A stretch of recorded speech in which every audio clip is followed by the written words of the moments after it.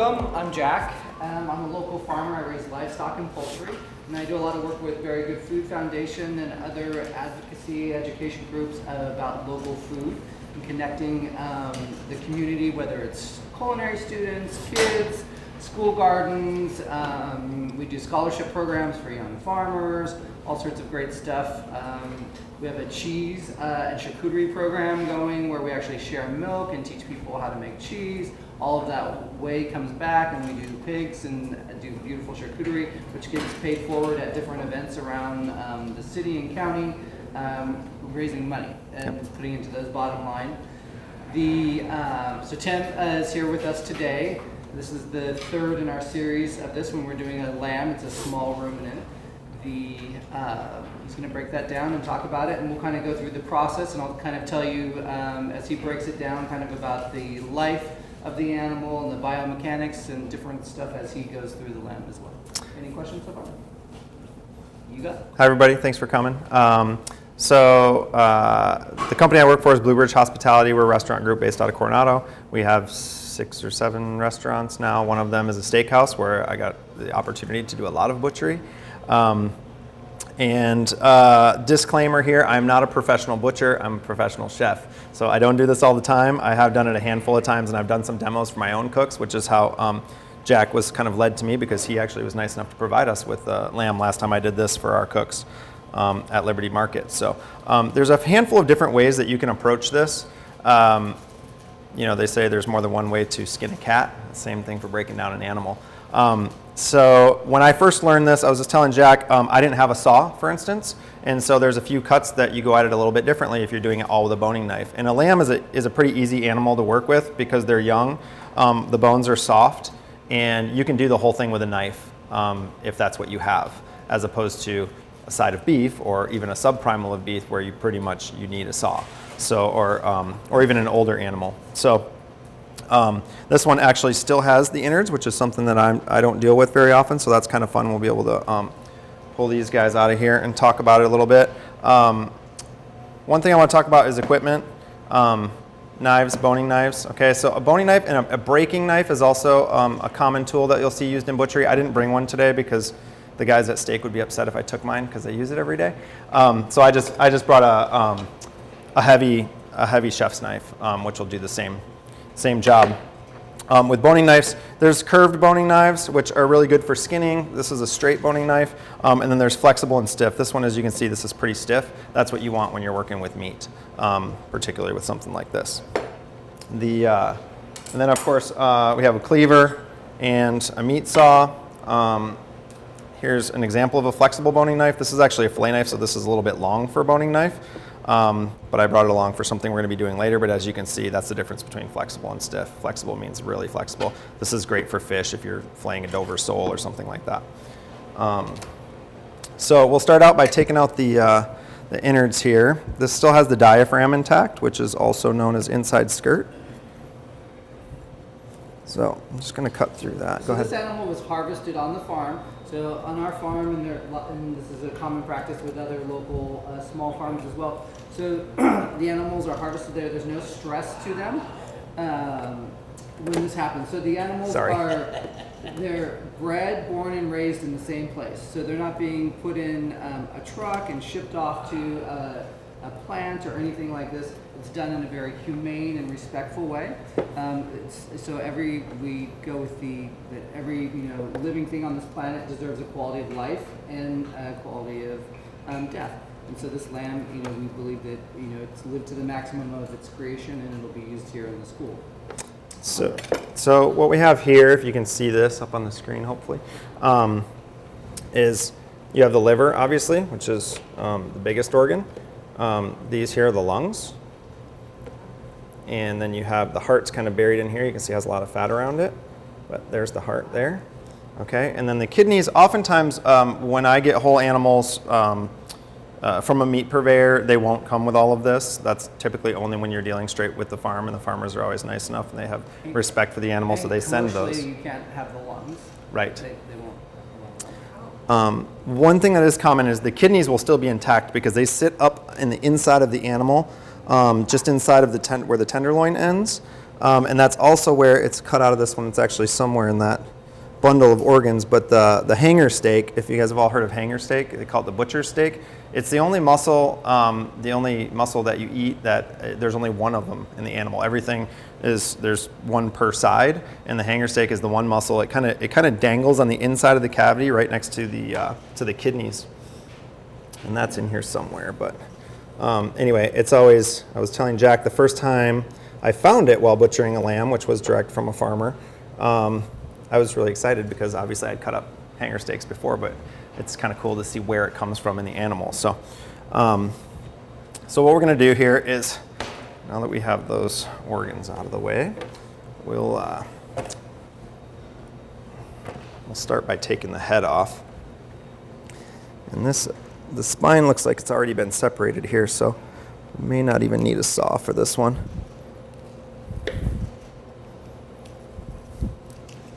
Again, most of this stuff, I'm going to use the saw today to get some cleaner cuts and then to talk a little bit about how to use a meat saw.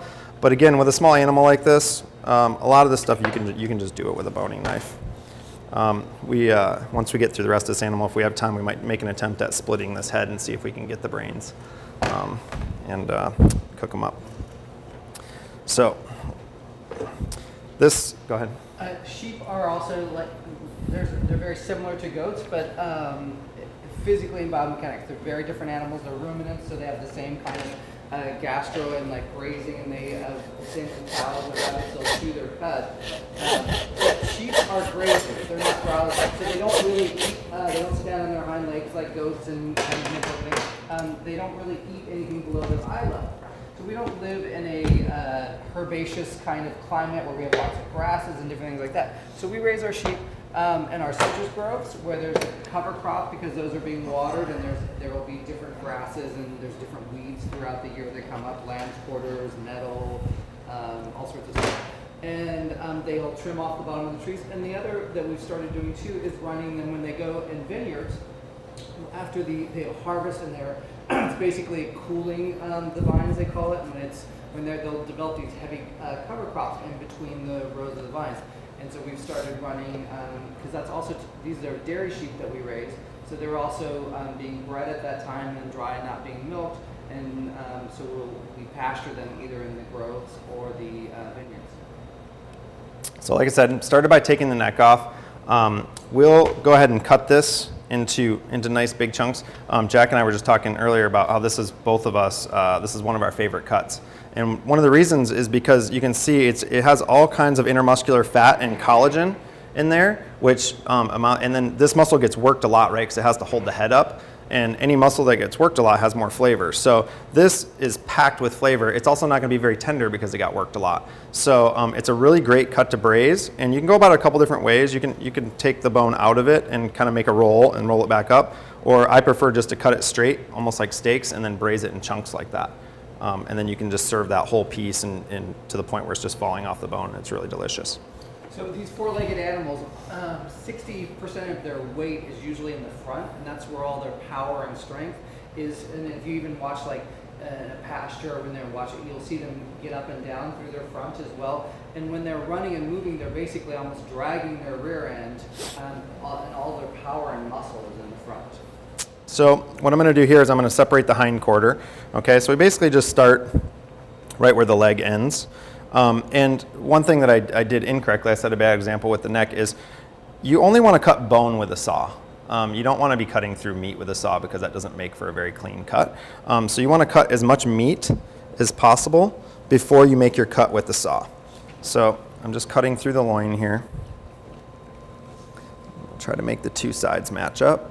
One thing you'll see a lot when you watch people butcher meat is you'll see pistol grip, which is something you don't see a lot other than in butchery.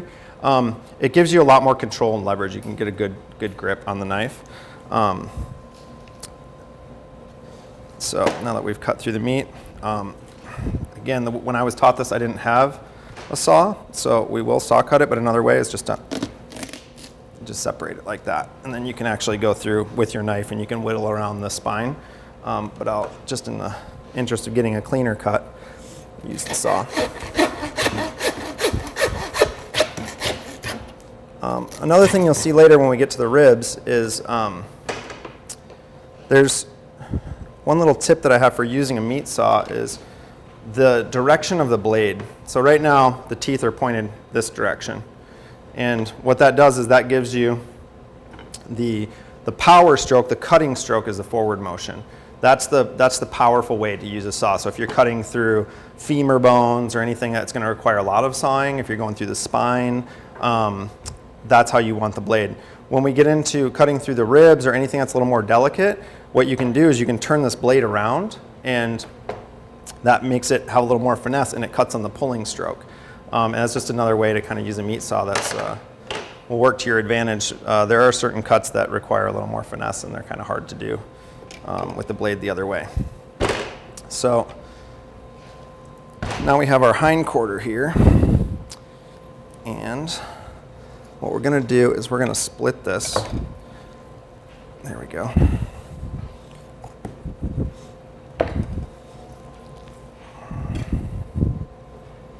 So there's a little bone here. I guess it's the pelvis to cut through.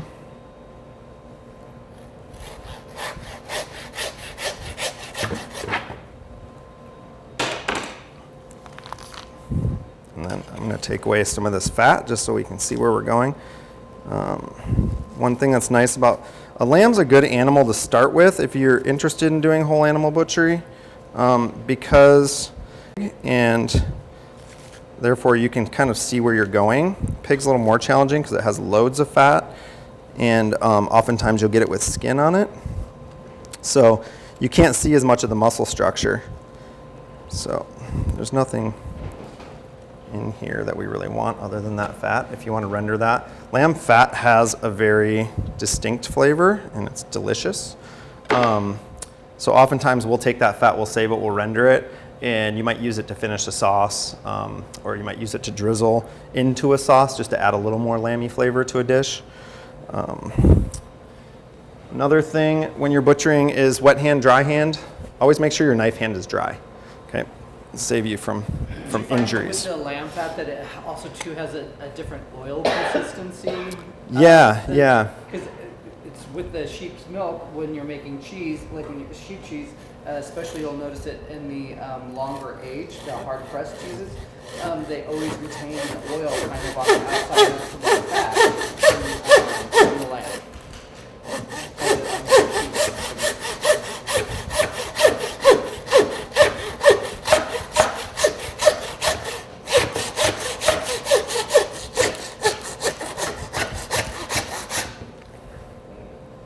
Should have cut that tail off.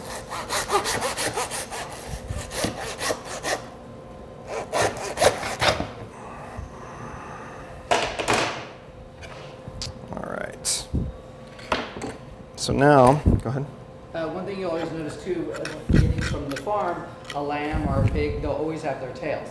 Lots of times from like commercial farms, the CAFOs and stuff, they'll dock those tails just because they get broken in the way, stepped on, in close confinement. Pigs, it can, they're very vascular like our nose, so they'll bleed. It can create cannibalistic situations too with pork. But that's always a good way to tell, if it's been a pasture-raised animal without any intervention, it'll have a tail. So, one thing, when you're learning this in the kitchen, I learned it in the kitchen first, and then I went back and learned more from books. You'll hear people talk about the H-bone, and I thought it was like H-bone. It's AITCH, and it's the bone. If you start doing with prosciuttos and legs, usually a leg of pork is where you'll find it first. It's this bone right here, and it's basically the hip joint, right? And it's one of the trickier, actually, things to take out in butchery when you're first figuring it out. So what I'm going to do here is, this is an extension of that bone. I'm going to kind of square cut this leg right here, just to give what would essentially be, if this were a pig, it would be the ham. Take this tail off first, just to get out of the way.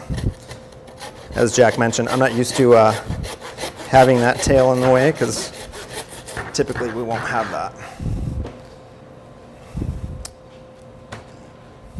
Sorry about that. You getting the front row treatment over here. It's almost like a SeaWorld, you need the splash jackets. Also the fat on lambs will be a little bit, have this oil consistency to it, so you'll have to watch when you're handling it too, like it'll get slippery. My friend Noel, who's also a farmer, sometimes depending on the time of year, his pigs will have a heavy avocado part of their diet, and their fat doesn't dry out with that avocado oil in it. It doesn't. It's a really creamy. You'll notice a big difference. So always the diet of an animal will make a big difference in the profile of the meat, the fat, flavor. So when you're butchering, first of all, you use, most of the time you're only using the very tip of the knife because you're kind of finding your way through seams. And a lot of it you can just figure out by feeling your way through it. So here, like, obviously I've done this so I kind of know, but I can see the bone that's cut here. So you can sort of go through and with the tip of your knife and you can just find where it is. And this is that H-bone that I was talking about. So what I'm going to go through here is just remove this H-bone, and we'll get to the joint, which is right here. And then, I don't know if you can see this up there, but basically when you find the joint, there's a ball and socket, right? And inside that ball and socket, there's going to be a little tendon that holds it together. Again, this is a really kind of a small young animal, so it makes it really easy. On a bigger animal, this gets pretty challenging, and you can have lost a couple of tips of boning knives doing this, but you just get right into the joint, and you just like that. And now I just separated that tendon, so this joint will come apart now. And then again, just running my knife along the bone to try to salvage as much meat as possible. The rest of it can all get turned into sausage or sauce, but it's more valuable if we can keep it intact as a roast.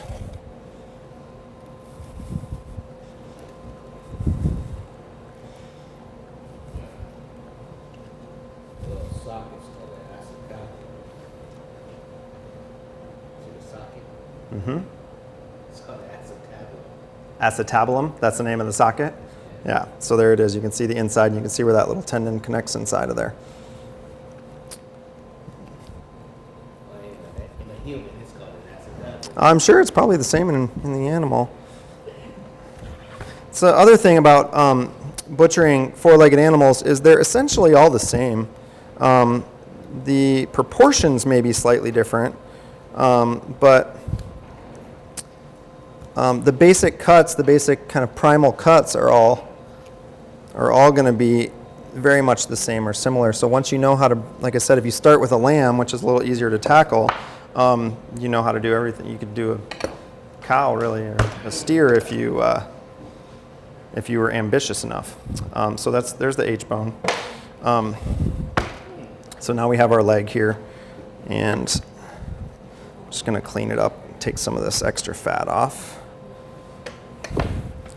And then the other thing that you can do is when you're, again, if you're doing like a hog, for instance, that's a little bigger animal, is a lot of times I'll just wiggle the leg to figure out where the joint is when you're looking for a joint to find a separation. But we'll take this shank here off. And what we're going to do is we're going to bone this out and make a roast out of it. 13 ribs. Same in all four-legged animals. So, and we'll get to that in a minute, but where you do the, where you separate the short loin from the rib, for instance, it's pretty much the same in everything. See, so again, like I could get the saw out here, but you just find the joint, kind of work your knife into it, and you don't really need the saw. So here's your shank, and then what we could do is we can take the saw here.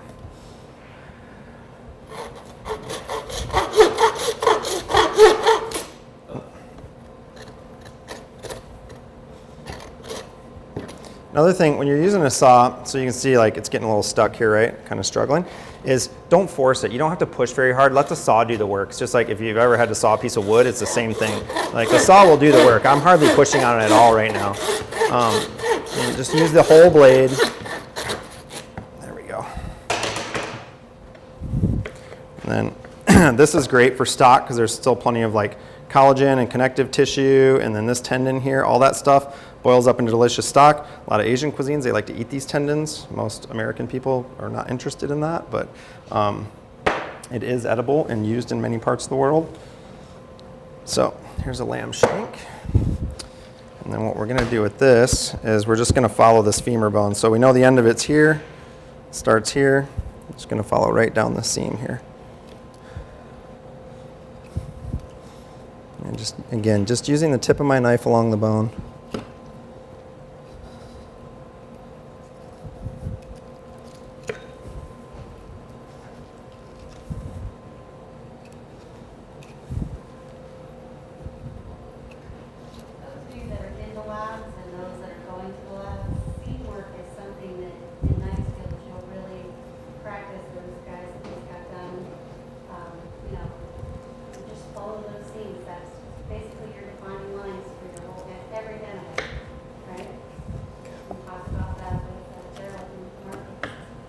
And oftentimes chicken is a really good example of this. When you break down chickens, I had a chef when I was in school who he did a whole chicken barehanded and just boned it out.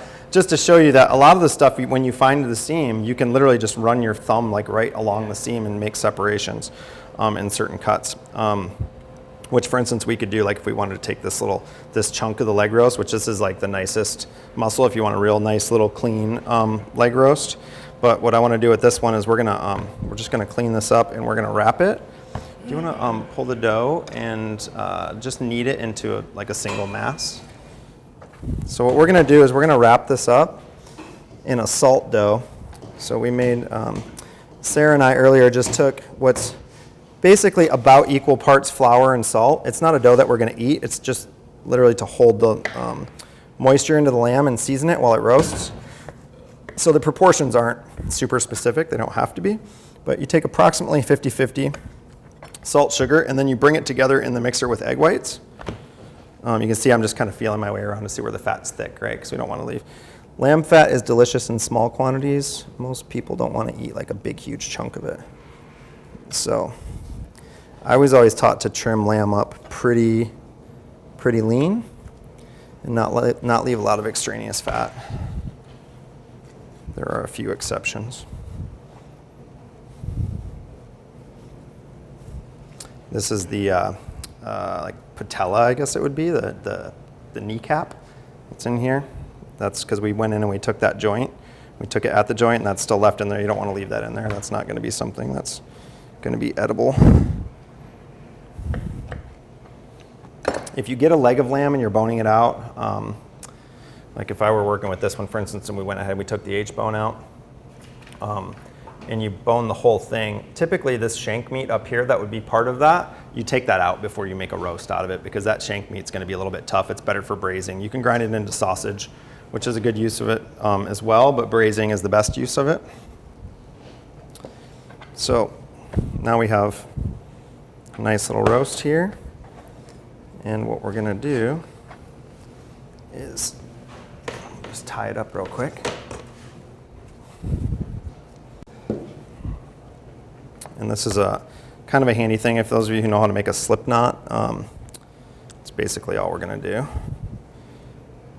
do. Sorry. So what we do is you go around, you go over the top, and then over again and through.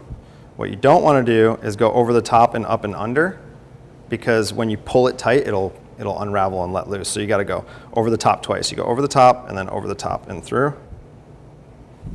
Tighten that up, and then you can.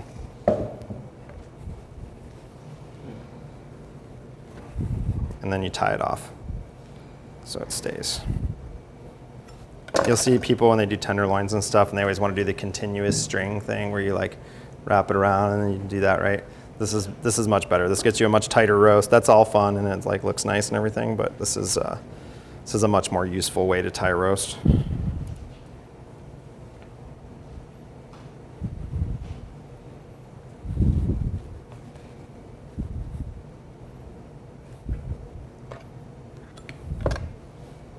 Is that coming together? Let's see if we can just take a rolling pin to it and see if we can roll it out.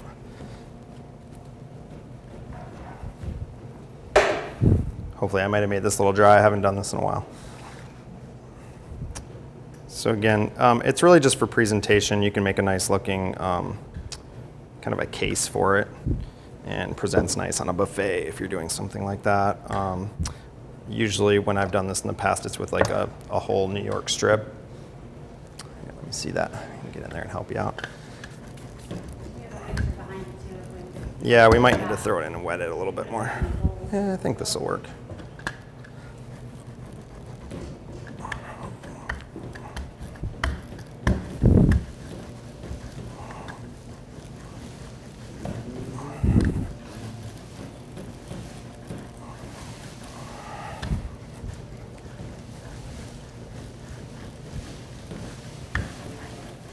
So the idea here was to like to get a roast in the oven so we can all taste some of this before we leave today.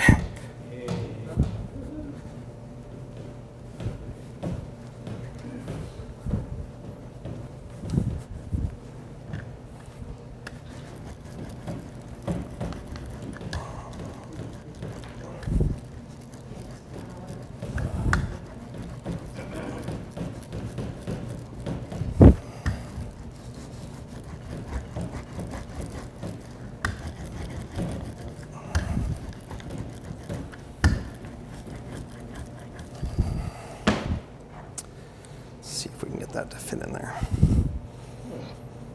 Just about. If you want, what we can do is, do you want to grab another little pan or bowl? Here we go.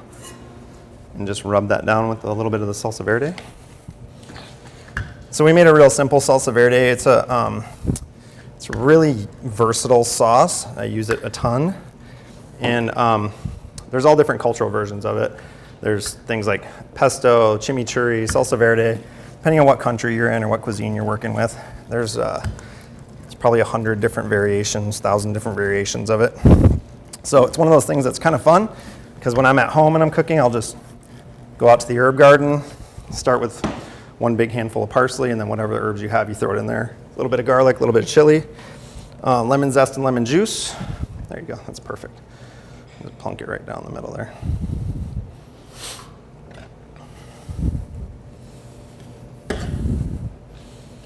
Hopefully this dough is going to stay together for us.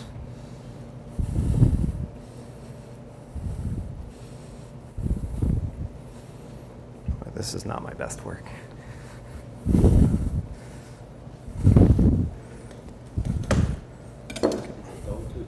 It's a little dry, yeah. Like I said, I haven't done this in a while, so I was doing it from memory.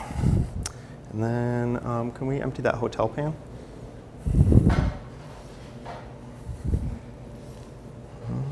I'm just going to try to piece this together.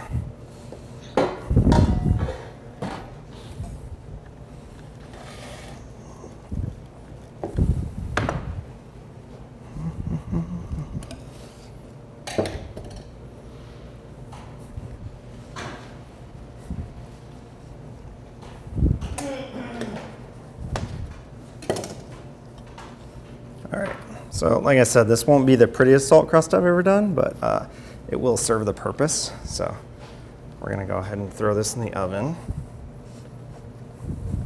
There we go. And then if you set a timer on that for, I don't know, let's check it after about 40 minutes. We'll see where it's at.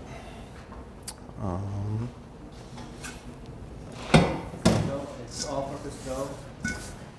Yeah, and again, it's just bread flour or AP flour, salt, and egg whites. And then if that dough were a little nicer, if it were a little wetter and smoother, you can, and you want to use it as a presentation like on a buffet, you can egg wash it and put a little shine on it. You can make decorations on the top of it. You can roll out, you know, whatever, make a little grape decoration on it or something like that. So if you want to moisten the dough, what would you use? Just more egg. Yeah, like I said, when I make this dough, all I do is put about equal parts into the mixer, and you just keep adding egg whites until it kind of comes together and is moist. Okay, so back to our animal here. So now we're going to take the the middle off. So it's kind of a awkward stance that this guy's in here.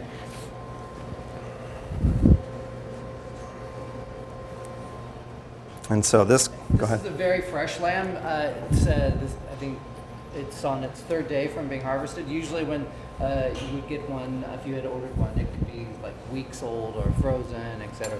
So there's always a little bit of the rigor mortis is usually gone within like 30 hours, but sometimes it can last a little bit longer. Yeah, and this is a pretty small animal. It has a decent sized loin on it though for the size of has a good sized loin on it for the size of lamb that is. You guys can see this. And not everybody's seen lamb chops, so you can kind of get an idea of like what the size of the chop would be. This is the tenderloin here, and then this is the loin. And I'll get you a better look at this here in a second, but basically what you have is the short loin and the rib.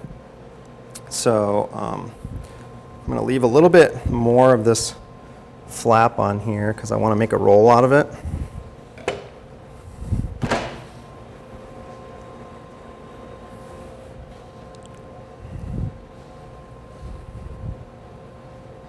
Basically, I'm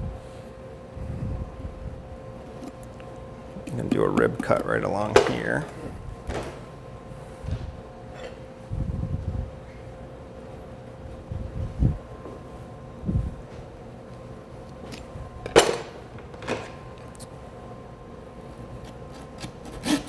Now, one of the reasons that I'm doing this cut now, the rack is the hardest thing to fabricate on the animal, especially without a saw. And if we were to isolate just the rack and then try to cut the ribs, you have this little piece of meat that wiggles around. So you're much better off making this cut when you still have it attached to a bigger portion of the animal. And then you can go right through the ribs, no problem.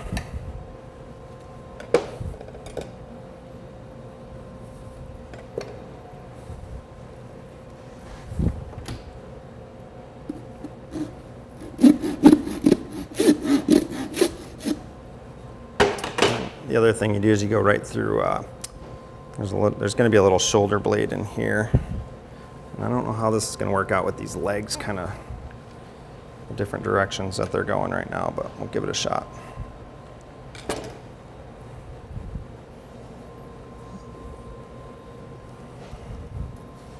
So what we're looking for is the rack and the saddle is essentially what we have, okay? So the saddle is the back end of the loin. The rack or the rib, if this were beef, it would be the rib, is the front portion of it. And you leave the last bone in the rib cage as part of the saddle. So that's where your separation for the rack is. So I found my spot here between these two ribs. I'm just going to go ahead and make that cut. Actually, I'm doing this backwards. I need to cut the rib on this side first.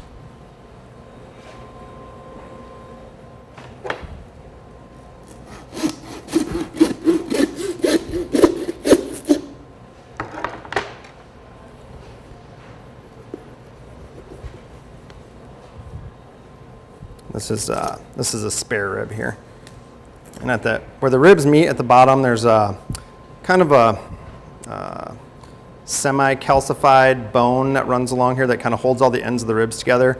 That'll provide a little resistance, but you can usually just cut right through it with a knife, and then you can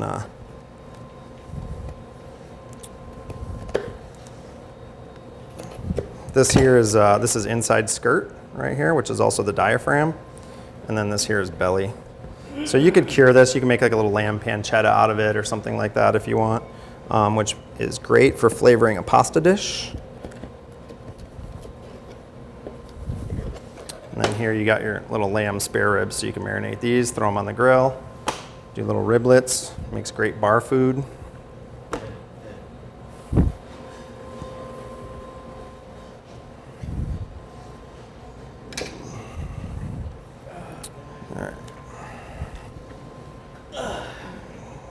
So again, the way this leg is positioned is kind of giving me some headaches here, so just figure this out.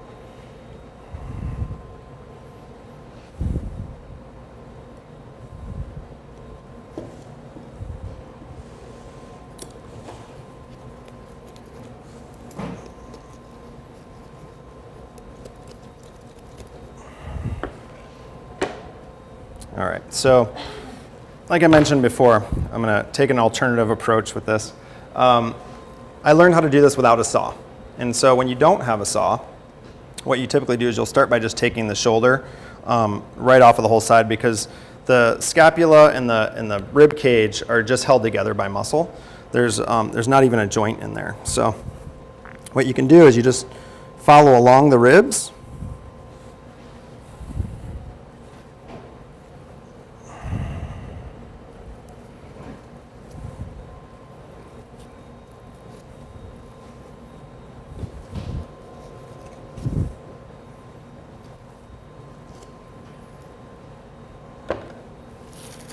And then you find that separation. And then this is, like Chef Tanya was saying earlier, this one you can just kind of take your fingers in there and it'll just pull right off.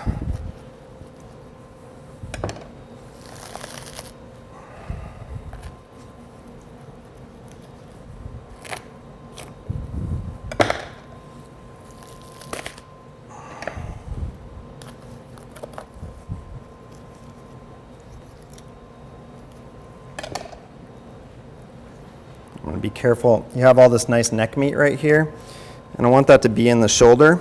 So when we make the shoulder roast, we can keep that neck meat intact. So again, just using the tip of my knife, follow along the bone.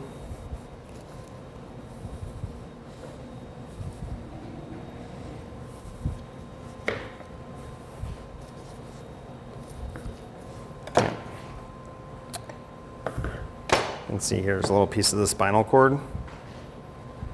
This is, I believe, and Jack, you might be able to help me out here. I believe this is a tendon that actually like helps hold up the head, right? That's why it's like, it's really super rubbery and really tough. Something that lots and lots of cooking doesn't really tenderize. Okay, so that's one way that you can take the shoulder off, okay? And then we'll come back to this in a minute. Now I can get to those ribs that I couldn't get to because of the way that leg was positioned.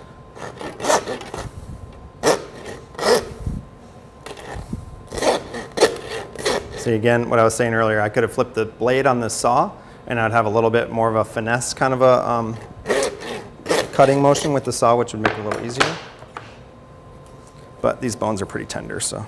When we were talking the other day, Tim, you were talking about the hanging weight, which is the raw weight of the animal when you get it from the farm or purveyor or something. And you talked about your yield. Yes. And the different processes on that. Do you want to share a little bit about that? Yeah, so, the restaurant group that I work for, we have a commissary.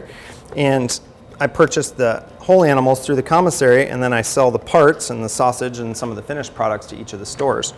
And when I do that, I have a financial responsibility to the company to make sure that the commissary either makes money or at least breaks even. So it poses a little bit of a math problem. And I have chefs that run each individual restaurant. So if I tell them that they have to buy pork shoulder for $12 a pound and they can get it from their purveyor for $6 a pound, they're not going to be very happy with me because I'm just trying to cover my costs. So you got to do all the math and you have to figure it out. You got to figure out how to make money on the animal, how to sell it for a fair price, and then make it so the restaurant can make money on it as well. So that's what we did. We basically went through this process with a hog, and then we said, okay, we're going to make hams out of the back legs, which, by the way, you can do that with lamb and it's delicious. You can do a ham brine on a lamb leg, a lot of black pepper, and smoke it. It's a great way to prepare a lamb leg. So we said, okay, hams, if you can, a really good quality ham, which when you make it yourself, it's better than pretty much anything you can buy, we're going to sell that for $7 a pound. All the bones, 30, 40 pounds of bones, those are worth about $1, $1.25 a pound, depending on where you get them. And we just went through and we penciled out the math, and then we took all the trim. I made about 20 pounds of mortadella out of it. That's a prepared product. I can charge the store a lot more for that. So we charge them like $8 or $9 a pound for mortadella. Then we went and made a bunch of chorizo out of some of the other sausage meat. Sell that for $8 or $9 a pound. So we utilized the skin. That animal didn't come with a head, so we didn't have a head to work with. But every single part of the animal got used. We make ramen broth for our noodle bar, so all the bones went into the ramen broth. Some of the fat went into the ramen broth. The rest of the fat all went into sausage. There's different parts of the animal have different types of fat. Again, with a lamb, it's not as much the case, or it's not as, I guess, as important. But with a pig, the fat's really important. So like the fat around the leg, for instance, is really soft fat. That's what you use to make mortadella. That emulsifies really nicely and makes for a nice soft sausage. But if you're making like a chorizo or any other type of case sausage or a pate or terrine of some sort, you want the back fat. You want the really pearly hard fat because that maintains its integrity in the sausage and it keeps it juicy and moist. So like I said, we made 2 types of sausage. We made ham. We scraped away all the skin, all the fat from the skin, and boiled that, and then we're going to dehydrate it, and that'll be chicharrones. So we'll do that as a bar snack. So we'll sell that for money. Sell that to the stores for like $1 a pound. And when it's all said and done, we used every ounce of the animal, and that's how you make money with an animal. If you go through and you take, I mean, you can see, again, with the lamb, you have the leg, which is a valuable cut, and that's nice because that's a big portion of the animal. But with a side of beef, for instance, you know, what you have is this much of the animal that everybody wants, right? This is where the loin, the tenderloin, the rib, New York, short loin, all those cuts, they all come from this middle section. Then you have all this other rest of the animal, similar with pork, right? So you have to find ways to sell every ounce of that animal. The other thing is you know, we're buying from a local farm. It's not cheap. You pay a little bit of a premium when you're buying from small farms that are treating the animals right, they're raising the animals right. These things weren't penned up in a feedlot somewhere. I mean, these are really, really beautiful animals. So you pay a premium for those animals, and you have to be able to figure out a way to make money off of every cut to make that profitable. And if you practice your craft and you do this stuff and you work with every bit of it, you'll make your money back and then some.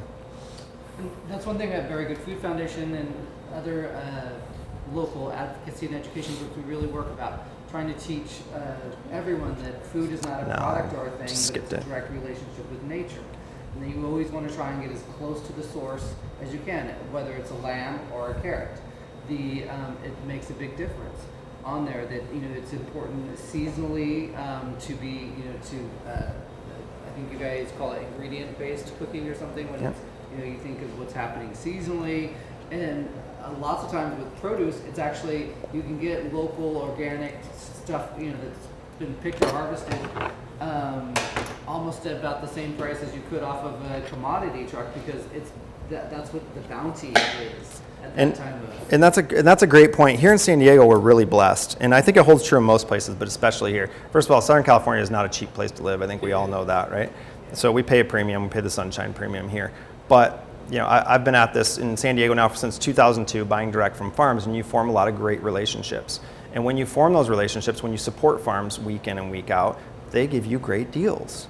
Then you go buy farmers market produce from your local produce purveyor who's getting it from the farm, then marking it up, then having to pay delivery fee, and then selling it to you. You get it for a fraction of the price. So I drive my truck to the Hillcrest Farmers Market every week, and I load up the back of my truck from a handful of farms down there that I work with, and I get great deals on produce. I get stuff that was picked that morning, and it's just a win-win for everybody. And the other thing is about ingredient-driven cooking is I teach all of my chefs, that's how we want to cook. You want to be inspired by the season. If your starting point for a dish is all up here because you saw something in a book, chances are you may not be on the right track. But if your starting point is thinking about, okay, it's spring. What do I think about? What do you think about when spring's happening?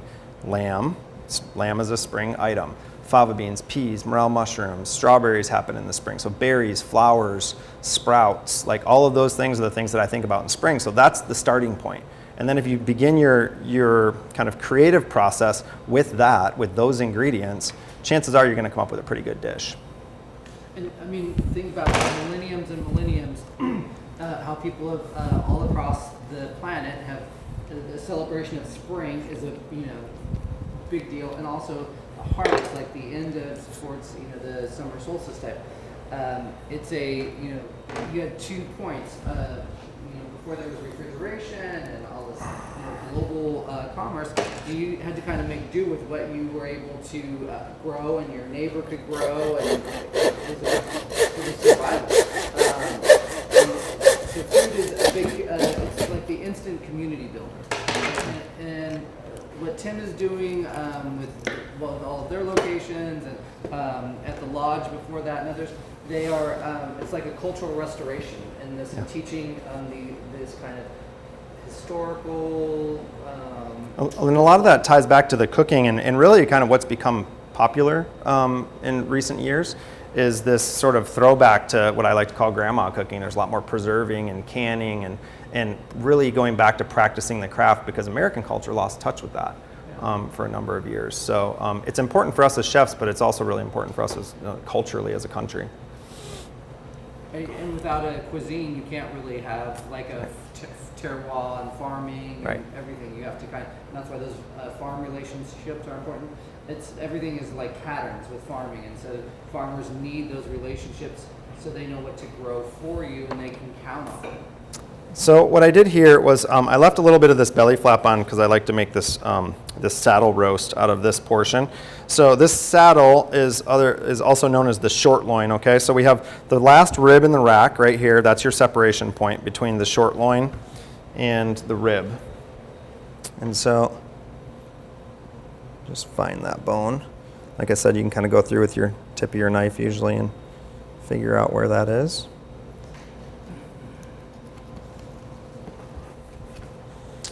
You can also look at where the tenderloin ends as a good indicator as well.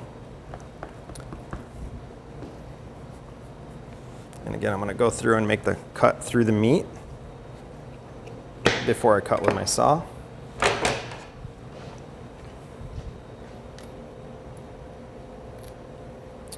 have to go at it this way.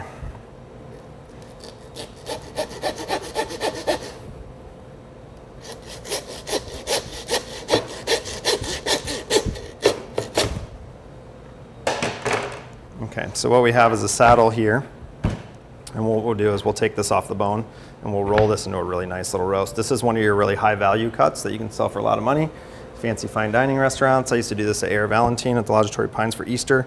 We'd stuff them with spinach and roll them up and make a roast and slice it. It makes for a really beautiful dish.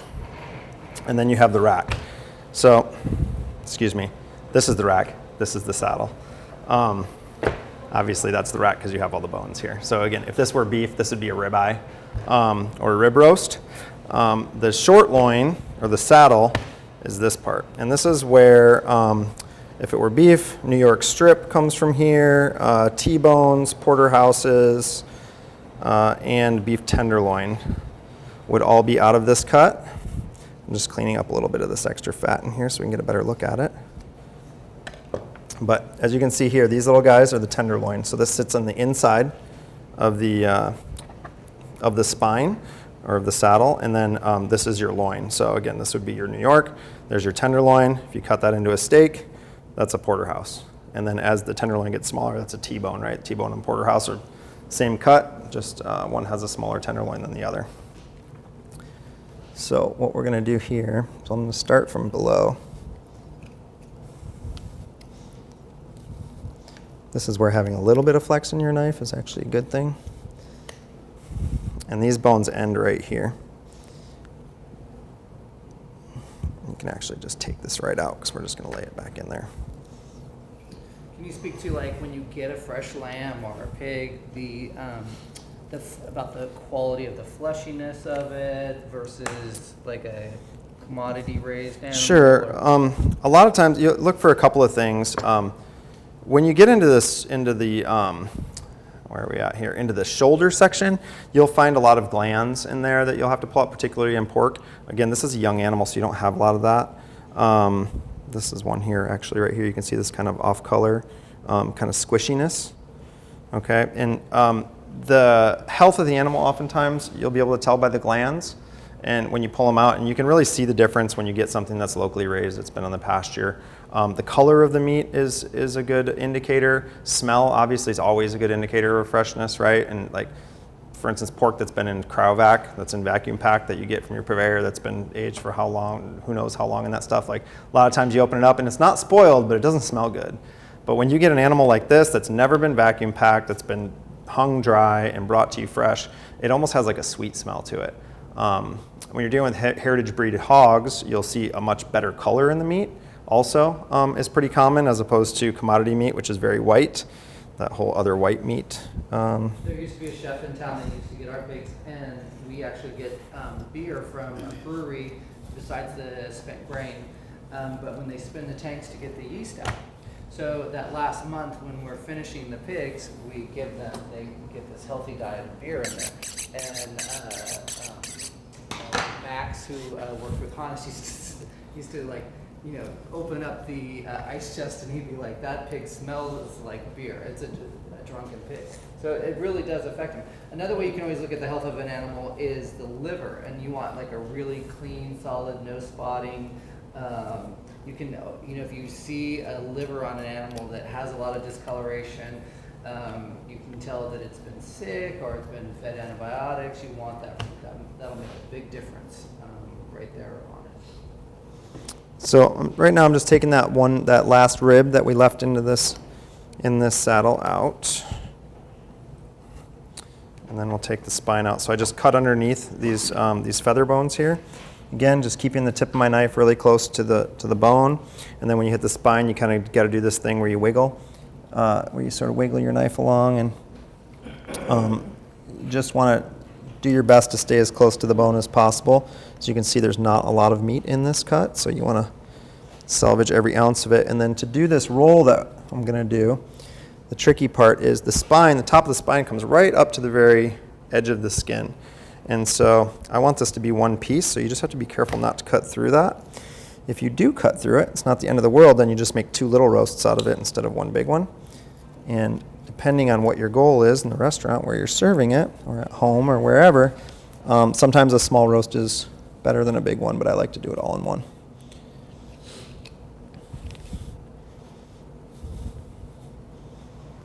So, and again, another thing that you'll see a lot in butchery is when you're up against the bone, you can just push the meat off the bone a lot of times like this, where you almost like just kind of scrape it. You don't always have to be cutting with the tip of the knife. And now what I want to do is I want to leave this intact, so I'm just going to follow the very top of this very carefully. You see how I'm just kind of wiggling the knife along?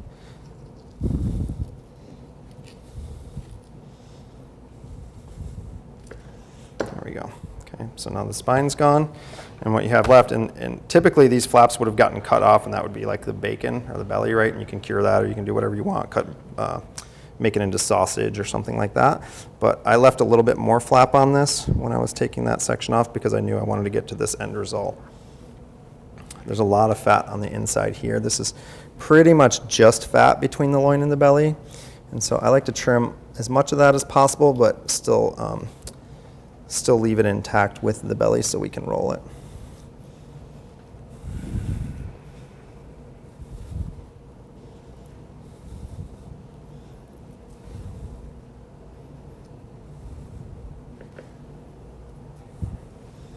Just going to clean it up, kind of square it off a little bit. And then oftentimes what I would do with this is season this up, put your herbs or whatever you want, garlic, mint, rosemary, and then pound these bellies out a little bit. You can see they don't exactly fit the loin perfectly. So you can just take a mallet and you can just basically just pound these out until they fit. And then you take the whole thing, and if you want, you can stuff it. You can put a sausage in there. You can put a like I would always do a spinach or a vegetable, because that way you could still cook it kind of medium pink. If you put sausage in there, obviously you got to cook it all the way through. So anyway, you roll this up like that, tie it up, and you got a really, really nice saddle roast. And then again, if you want to make what would be, this is the way we make porchetta when we do porchetta with a pig. If you want to do individual roasts, do the same thing, pound it out, roll it up, and you have a nice little individual roast. And you can charge a lot of money for this on the menu. Same as a rack of lamb, which is probably maybe the most premium meat cut that I can think of in terms of just cuts. I don't think anything commands a higher menu price just based on the cut. The veal chop? Yeah, I guess veal chop would be pretty close. Veal and lamb are similar. Sorry, and the one thing I forgot was the tenderloin. We got our little tenderloins here. That gets rolled up back in the middle of it.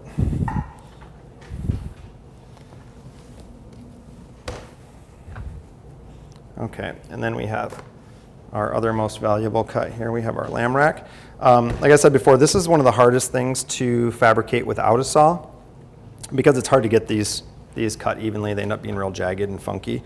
You can see where I had to take that leg off the other way. I lost a little bit of this here, which we would have taken off anyway. So for this, what you do is you want to separate, this is called the chine bone, the spine, they call that the chine when it's intact on a lamb rack, and that's always one of the trickier things to butcher out.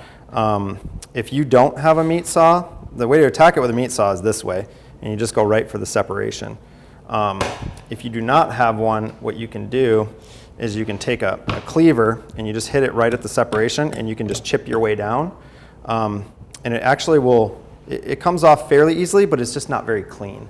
And with the highest end cut on the animal that you're going to try to sell for $40 or something like that on the menu, you want to have a nice clean cut. So it's usually not the best option to try to do it without a saw. So what I'm going to do here is I'm going to take my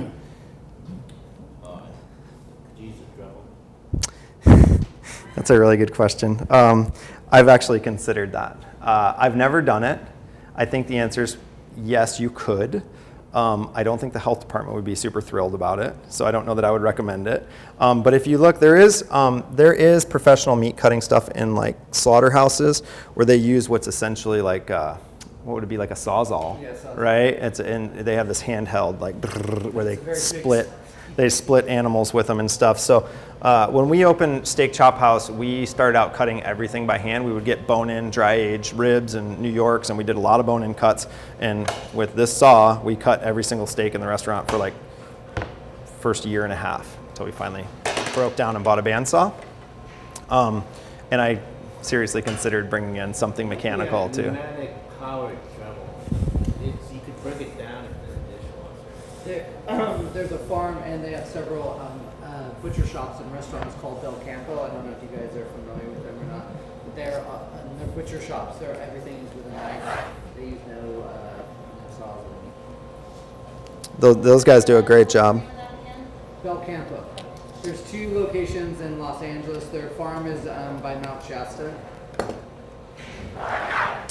So what I'm doing here is I'm just separating the loin from the spine, from the top. So when we do our saw cut, if all goes well, the rack will just come right off.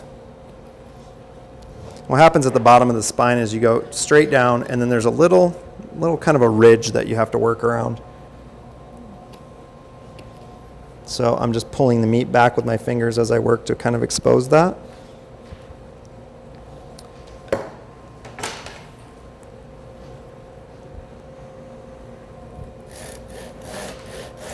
Again, this is, I'm not going to take the time to do it right now, but this would be a good time to like turn that blade around. Instead, I'm just going to be real careful. Again, just letting the saw do the work. I'm not pushing really hard. I don't want to cut down into the meat once I get through the bone.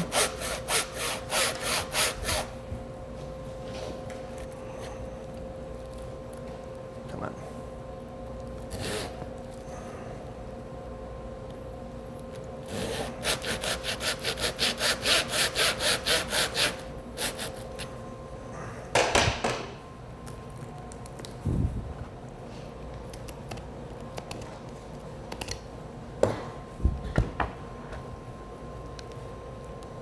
Now, lamb and mutton, they're mostly European thing. Oh, I don't think that's true with lamb so much. Mutton, yes. You don't, much to my dismay, you don't see mutton in the United States, and people don't really buy it. It's kind of, and goat is another one that's a really great meat to work with that is raised by local farms that you can get, or I should say California farms at least. There's a famous farmer named Bill Nyman who sort of made his name with pork and beef, and now he raises goats. He raises a really beautiful product. I don't know, well, growing up in a Korean, Asian cuisine, I never had lamb. I always wanted to really taste lamb. I've had lamb shack in a Greek restaurant. Sure. So when you're fabbing a rack of lamb, oftentimes you'll get something that looks sort of like this with a little bit more of this cap on it. And what you do is you just look for this little spot right here, the end of the loin, and then you just mark it. And then you mark it here, figure out where you want to go, and you just take that off. And there's a couple different ways. A lot of different chefs will have different approaches to this. You can actually just peel it away with your fingers. You go through and cut along the bones here just to free it up. So it's called Frenching. And once you get these guys to pop out like that, you can just, yeah, you just pull them right out of there. This is a lot better than having to go back and scrape out every single bone individually. You can clean them up a little bit. Again, you got to be careful with a young animal like this because you can just snap them.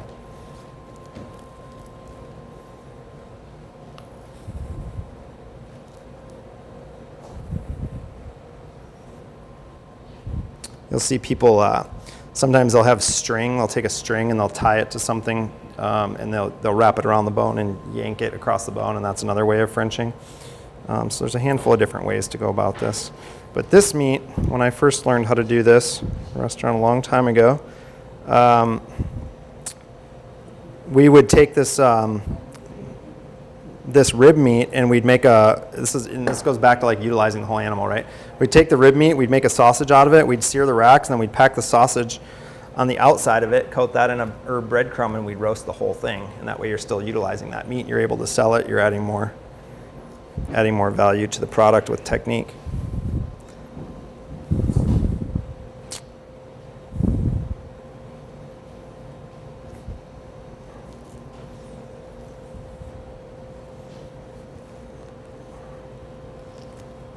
There we go.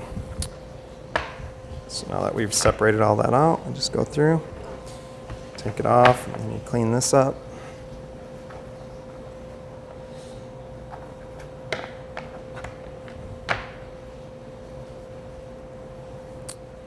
And some people will take this all the way down and take all this sinew off the top. I like to leave a little bit of the fat because, like I said before, I think the fat is good. And then you just go through and you finish cleaning this up. You scrape these bones with the back of a knife, or like I said, you can use a string. But there's your rack of lamb.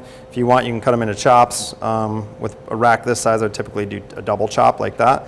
So you'd take this bone out and you go into 3 double chops out of a rack. That, and then you can just take one of these bones out.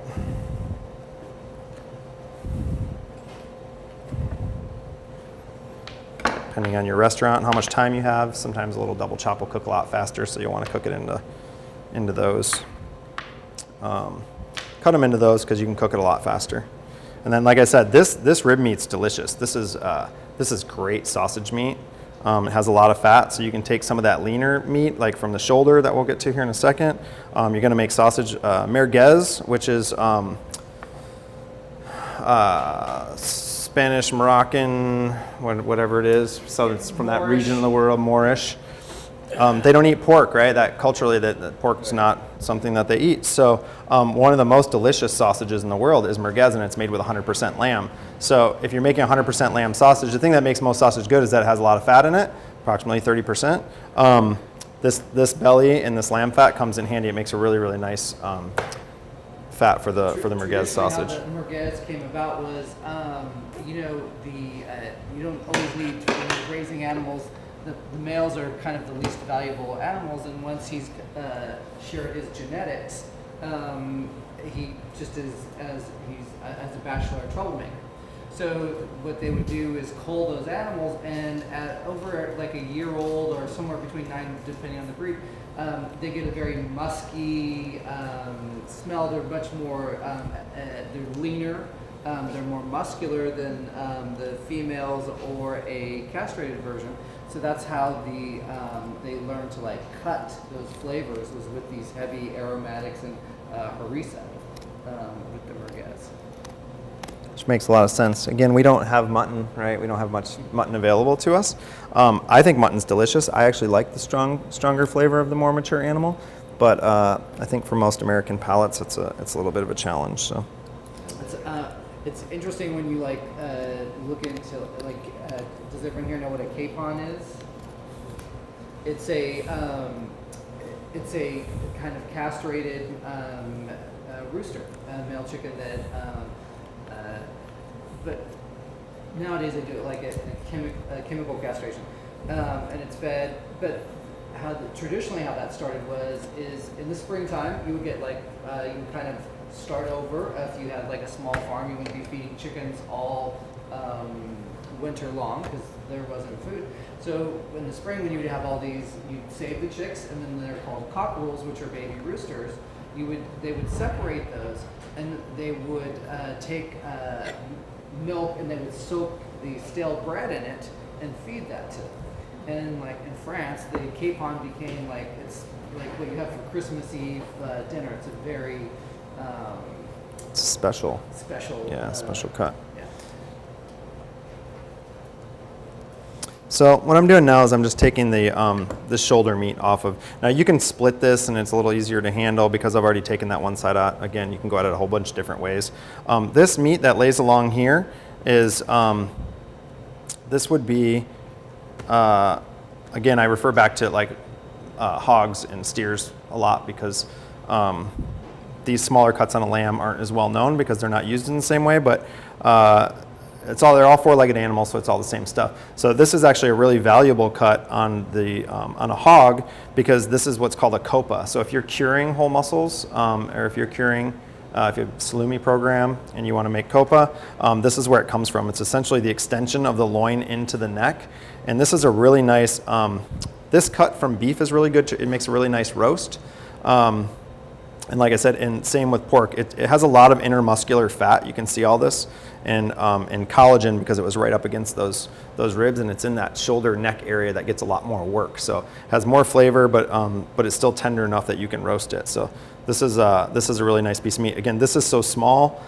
Chances are we'd probably grind this into sausage, but you can also take this and you can make a little roll out of it with that flat meat off of the rib, and you could tie that up and you could roast that and sell it for a lot more than you would a sausage. So what is it like once the low and slow, once it gets like 180 or something in temperature, like all of those tendons and everything just melt and it becomes this like delicious gelatinous, like super flavors. Yeah, and again, in an older animal, you definitely want to cook that to that temperature. In an animal this young, this stuff, this whole animal you could probably just about roast and have it be tender, maybe with the exception of the neck and the shanks, I guess, because it's just so young that it's going to eat really well.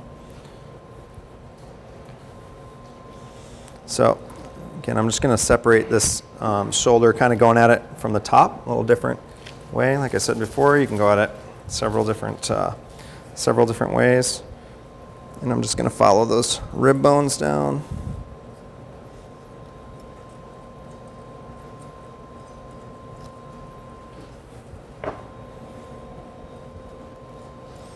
So I'm using more of the blade of the knife now, but I'm just making sure that I have the blade turned down into the bone, and I'm just following along those ribs so I can keep all that meat intact.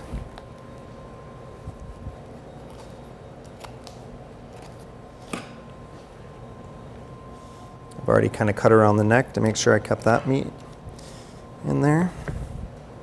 Okay. And there's our other shoulder. So again, these bones, this is really great stock making stuff. So never want to waste the bones. Good broth is always, you can always find a good home for that. And if you're doing any kind of roast, I would strongly recommend you kind of do it the old fashioned French or Western approach, which is just making a stock and doing a reduction and making a really nice brown sauce out of it to serve with your roast. All right, so here's this is like your square cut shoulder. Again, you can take this, you can bone it out, you can make a nice roast out of it, but typically this is the cut that I would use for braising, and like I would take this and braise it, maybe make a pasta dish out of it or something like that. You can roll it. Let me see here. So you have your shoulder blade up in here. I'm just going to follow that along, get rid of it. You can also roll this and slow cook it in kind of a shallow braise and then slice it, which is a nice way to prepare shoulder. If any of you guys have ever worked with alto shams, a lot of times I would do that cooking in an alto sham. I like to serve it over polenta, it's good, but like I said, pasta, this time of year, peas and fava beans are great with this.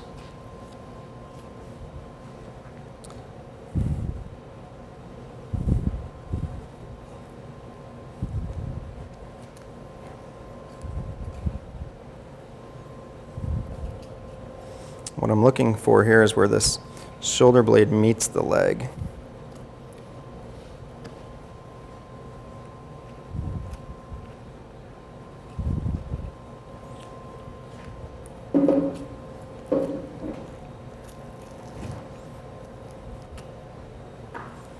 And there's our joint there.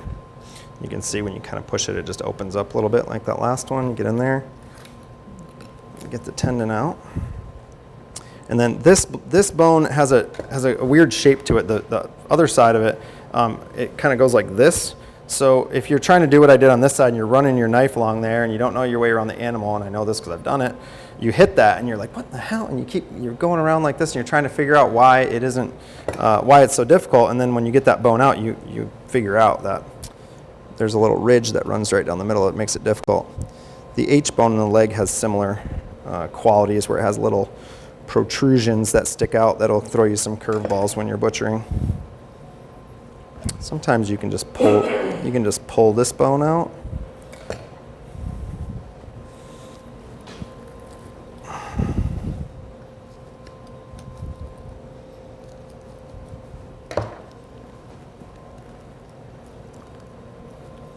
Yeah, this one's not going to cooperate.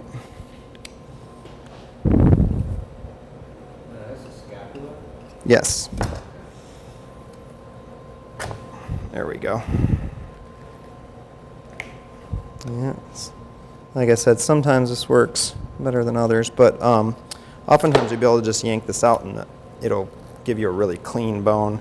When you watch professional butchers, who oftentimes will do animals hanging because they use the weight of the animal, the gravity, to help the process, they'll do a lot of cuts. Chef Tanya and I were talking about this awesome butcher shop in the Chelsea market in New York, and I hung out and watched these guys for like an hour one day, and they were amazing, and I was watching them bone out these hams. And a lot of the stuff they would do is they would cut the joint and free up that bone, and they'd cut around it kind of like I did here, and then they just grab the bone and just pull it right out, and it just come out perfectly clean. Which again, I'm a chef, I'm not a professional butcher, so I don't do this every day. I'm not that good at it.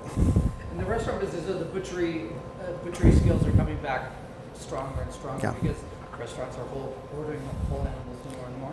Yeah, and I think again, it's mostly the restaurants like ours that are mindful of supporting local farms, and I think part of what we haven't talked about is, there's a lot of advantage to us as a restaurateur or chef financially to go and support your local farms, because there's a give and take there. A lot of times when I go to the market, I'll say, what do you have a lot of? What do you need to move? And they say, oh man, I have so many strawberries. I'll give them to you, for $20 a case if you can take a lot of them, and because we have a lot of restaurants, I can take 10 or 15 cases. And so it's a mutually beneficial arrangement. But the point that I want to make here is, when you buy from local farms, your money stays in the local community. And I've had the pleasure of working with farmers for years where I've seen I've cooked at their houses and had their kids this big looking up over the counter saying, what are you doing? And then gotten to see those kids go off to college, and you get to look back and you go, wow, those, we helped support that family to send that kid. Your money is staying in the local community. So I think that's part of the equation it's important to me personally, and I think it's an important part of the overall equation. So what I'm doing here is I just found this bone here, and I'm going to bone it from the inside out so we can make this into kind of a shoulder roll or a shoulder roast. So again, you just find the bone. It's kind of the same thing over and over. You expose it.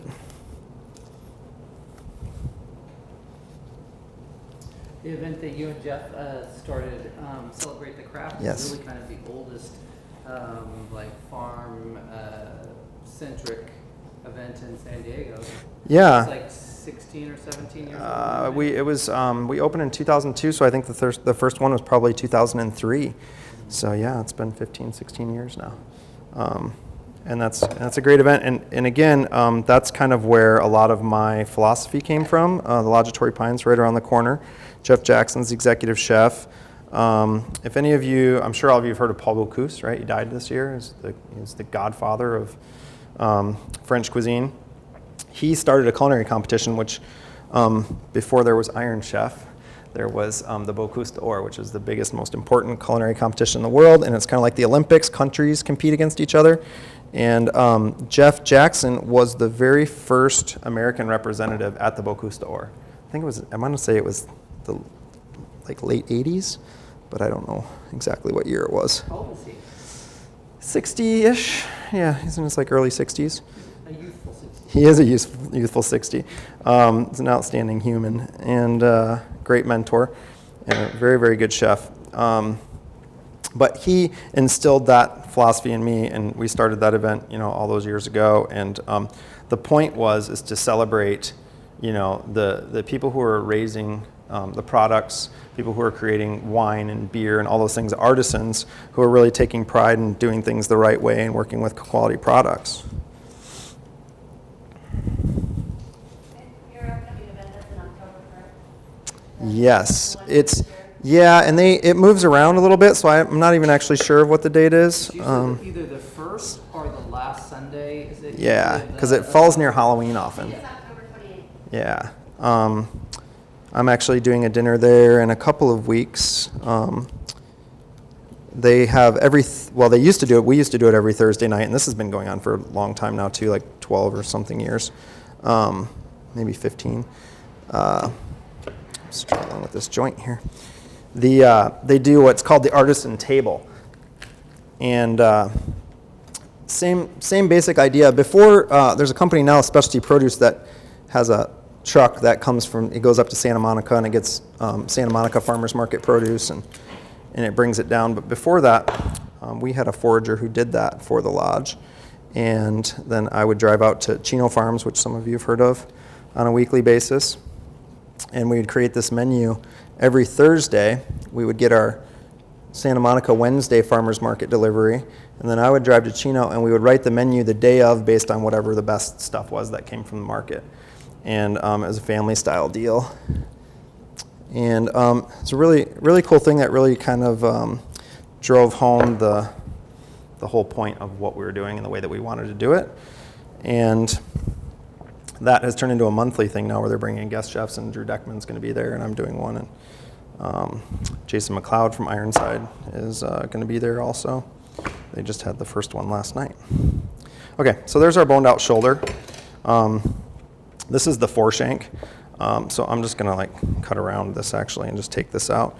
Again, this is good braising cut. You could saw cut this into chunks and braise it, but there's so little meat on here. Typically what I would do is I would just bone this out and use it as like a braise. Stew meat. Again, this makes great pasta. You can cure that belly meat or even braise that belly. Ooh. Let's see how our roast is here.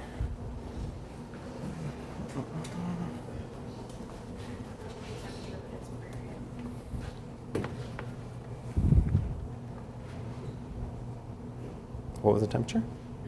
140 in one spot and then 130 in another. Yeah, it's still cold in the middle. You're okay. We can put it in for another 10 to 15 minutes. So I'll give you guys a quick, this doesn't have anything to do with butchery, but it does have to do with meat. Obviously want to wash it after you do that, but and it works better when I don't have a beard. But I always taught to use a skewer rather than a thermometer. And the reason is the skewer never lies. And my cooks always look at me funny because I'll take their thermometer and use it like a skewer instead of looking at it.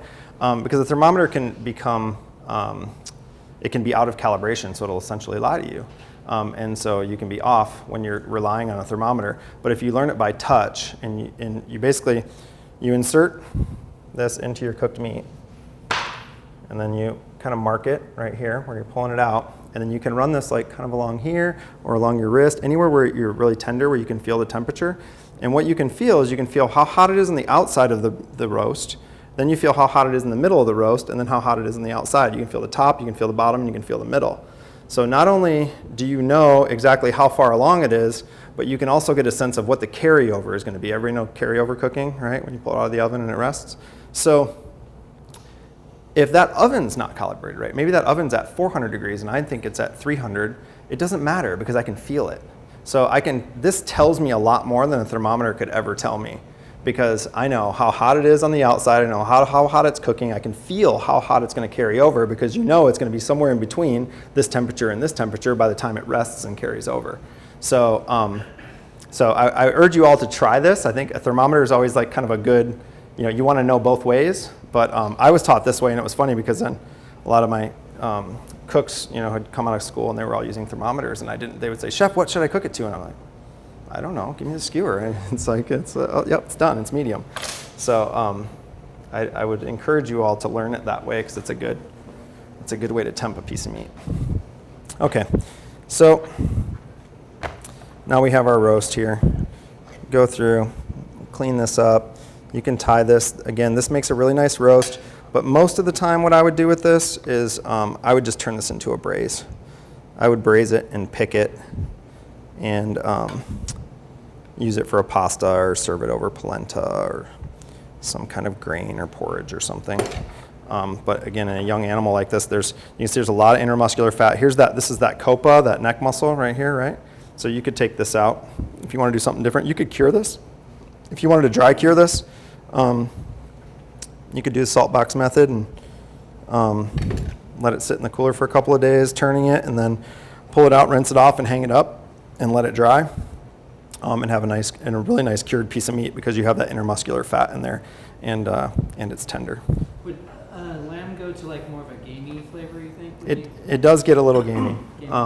And again, you kind of have to like it. Like I like lamb fat, but a lot of people don't, and so it can be a little bit more of a challenging flavor. Joe from Cucina one time gave me two. We did it as an experiment. I gave him a couple of goats. He gave me back two of the. It's a goat prosciutto, but they call it the violin. I've seen it called violin. Capra, it's the violin of the goat. Right.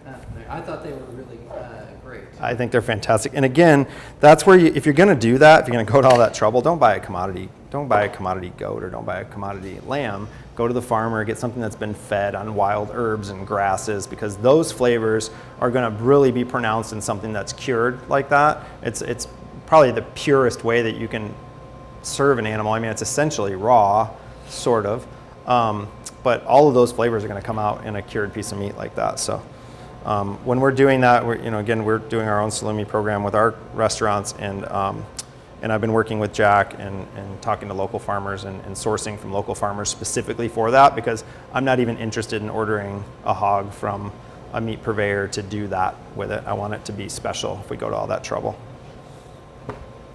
Due to the linear relationship of when you're finally finished, and not only like when you got the hog to your restaurant at somewhere between 5 to 7 months, that was in gestation for like 3 months, 3 weeks, 3 days, and then it was lived its life. It goes on for years, and if you think about when people say about beef being so expensive, well, real beef is very expensive, because if you think of the investment from the farmer, he's basically, it's almost 3 years from the time like that mother cow was born till she can produce, till you've sent her calf to market. You have your breeding stock when you're raising animals, and then you have your market stock. So if you think of that relationship, that's a really long and valuable relationship. Yes. So I'm going to take this leg and bone it out and show you how we can make if you were going to roast a whole leg of lamb. So we boned that one out, right? And we wrapped it in the pastry and roasted it. So that's one way to go about it. Another way is to just tie it up and roast it bone in, which is one of my favorite ways. Going back to that whole artisan table thing, that is, it's something that I would really commonly do there, and roast it over wood especially. It's just insanely good. And actually I would serve that salsa verde with it oftentimes. But leaving the meat on the bone, a lot of people say it has more flavor. I think that's probably not really true. It's a nice idea. But what it does is it does protect the meat, and it keeps it more moist. So I don't know that I would argue that it has more flavor, but I would definitely argue that it is a better final product, which is why I used to like to roast it on the bone. Chef, do you find that more students or even when you're hiring have this skill already, or is it something you're No. training? It's definitely a training. And again, I was very lucky because when I came to work at the lodge, I had some butchery experience. I got to be the butcher at some restaurants, some good restaurants where we were doing more involved butchery. But it wasn't until I became the chef de cuisine and I had control of the menu and purchasing, and I wanted to do it, that I would reach out and get whole animals and do it really as my own project, to be able to learn it.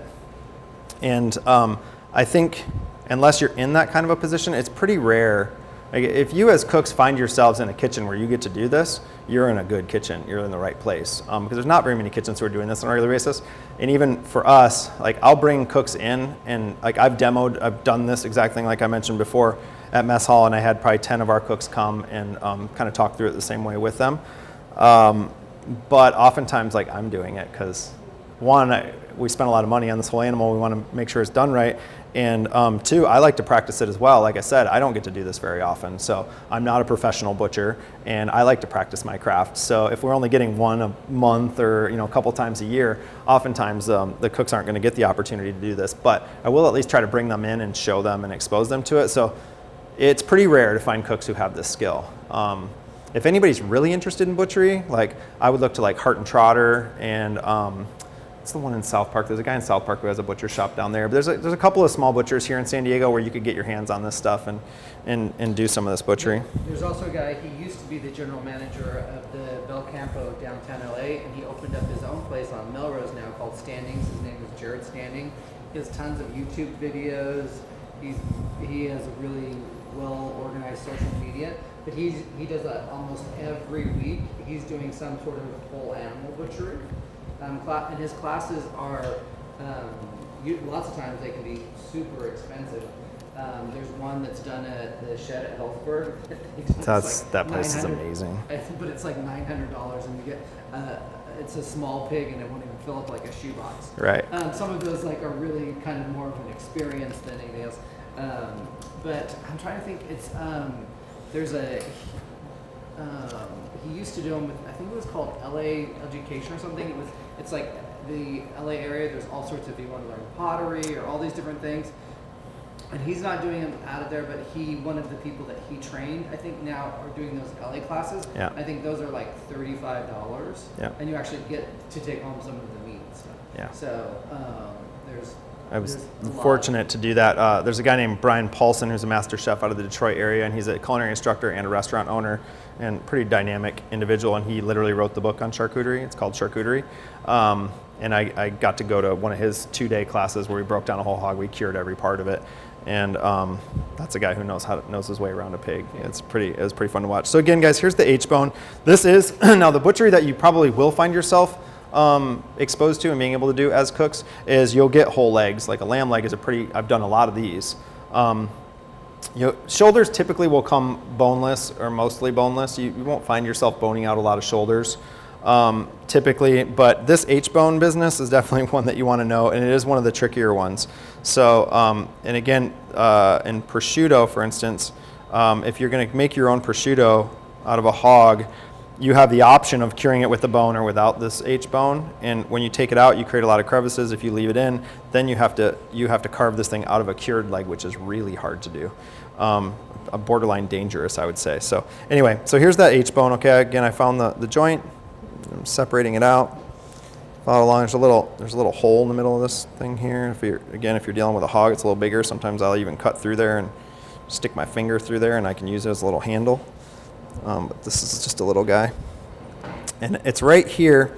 If you can see this, so I've separated it, and I'm kind of at the bottom of the H-bone right here, almost up against the skin, and that's where, like I was talking about earlier, you hit these it's literally just a little thing that sticks out of the bone, a little protrusion. I don't know what it is, just the shape of that bone, but when you're learning this, when you're doing your first few lamb legs, it will give you all kinds of headaches. You'll be carving all around it trying to figure out what in the heck is going on, and then when you finally get it out, you realize there's just this little tiny thing. You can see it right there. It's just sticking up, and that's just part of that H-bone. So a lot of this is just being familiar with it. It's just knowing that that's there, just remembering that you fought with that H-bone a couple of times, and remembering sort of like the ridge in the shoulder and the scapula, just knowing it's there. You can see that little guy. It's Gives you, like I said, it's a little thing, but it gives you all kinds of headaches when you're fighting with a piece of meat.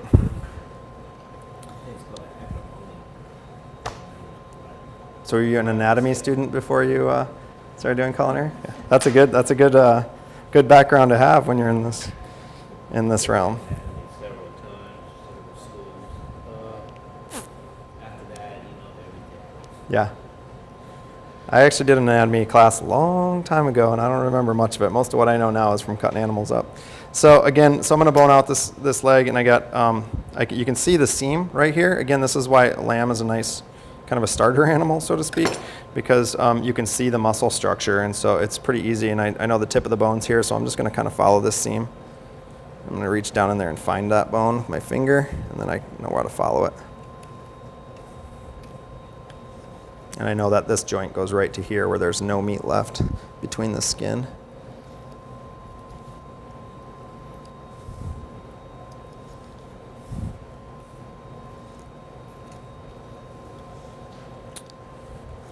And again, typically when you would get, if you order a lamb leg from your meat purveyor, it wouldn't be bent as much as this one, because this one was kind of stuffed in a cooler to be brought here. It's a slightly different shape than what I'm used to working with.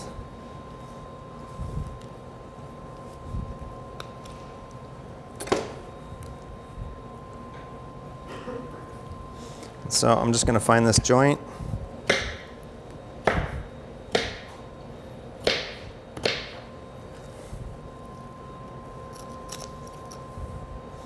Again, there's a tendon right down in the middle of that joint. Just get the knife tip in there and get cut through that, and then it just kind of falls right apart.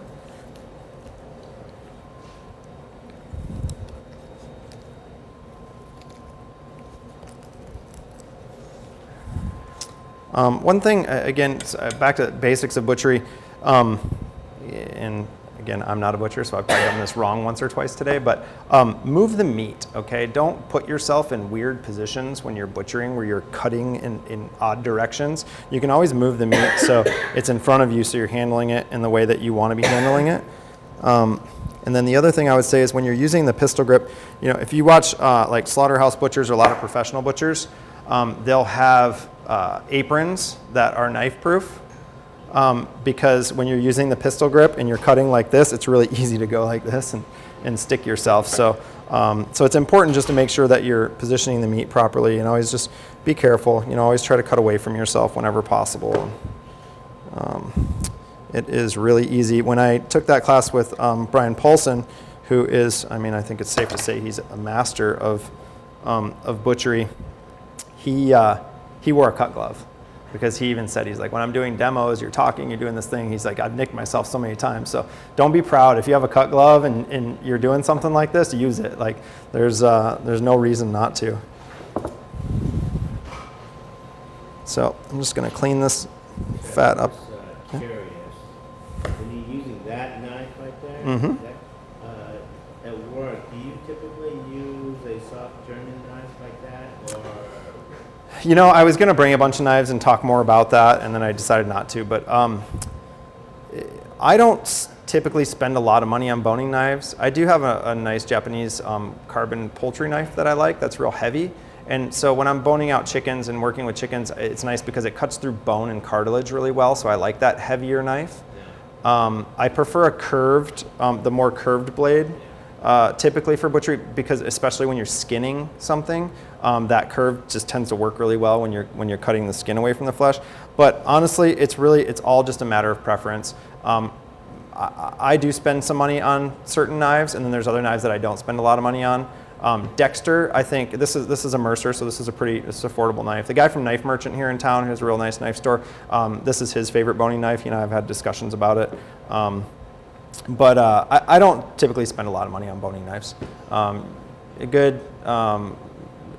wouldn't buy a carbon steel boning knife. I get something that's a good hard steel, typically stiffer. And then Dexter Russell is probably my favorite. This Mercer is a great knife.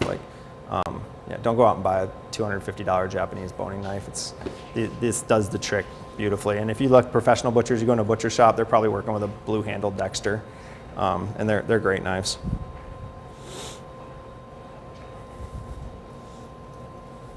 But again, a lot of it's just personal preference. It's whatever you work with. You know, even your chef knife, if you're working with a one side, you know, with a blade that's cut Japanese style, right-handed or left-handed, and you get used to that, there's a certain way that you have to handle that knife that takes some getting used to. So it's like, it's whatever you're comfortable with, really. So when you're doing this leg roast, if you're going to leave this bone, you take this shank meat out right here. And again, you can braise this or make sausage out of it or whatever.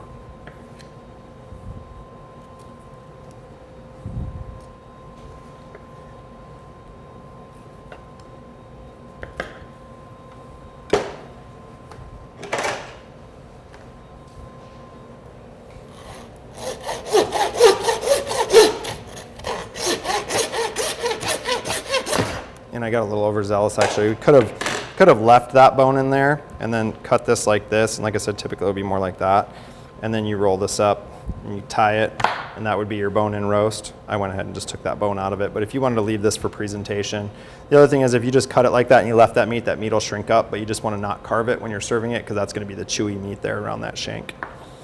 But that right there makes a really nice roast. You just tie that up, throw it on a wood fire grill, preferably like one of those ceramic, like big green egg type grills work really good. In a wood fire oven, that's really a beautiful, beautiful roasting piece of meat. Wow. What are you gonna do with the head?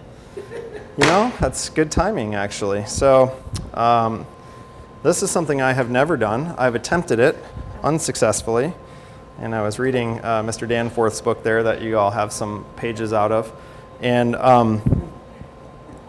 he extracts the brain from a head.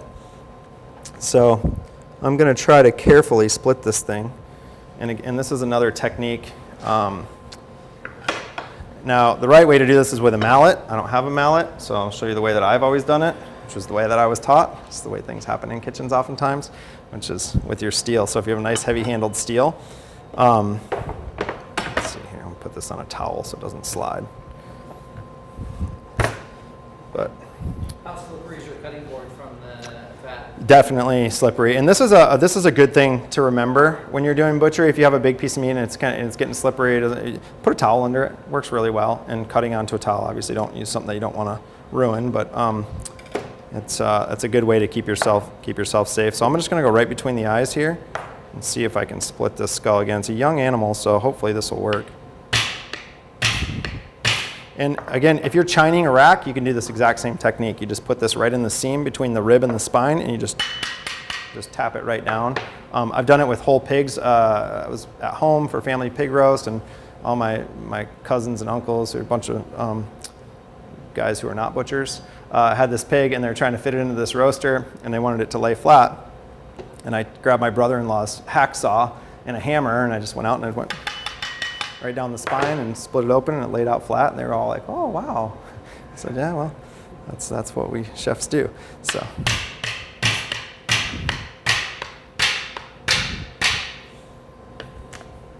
that works pretty good. That Danforth guy knows what he's talking about. Adam Danforth too also does clinics all the time all around the country. You follow him on Facebook or IG. The other thing, the other part, of course, that's good here is the tongue, right? So, and that tongue and the cheek. So it's actually a pretty common, I think the Italians do it, which is a whole roasted lamb head, where they'll just roast this whole thing, and it's kind of like when you get fish collars or whatever, right? And you just can kind of pick them apart. So, let's see, where's that cheek muscle? Right here, I guess? Is that where that is? So there's a nice cheek muscle right in here, which this is a really small animal, so this cheek's probably going to be like this big. Even pork cheeks are only about so big. So, but there's some meat here in the cheek, that's good. And then lamb tongues are actually really delicious. So Smoked lamb tongue or beef, smoked beef tongue.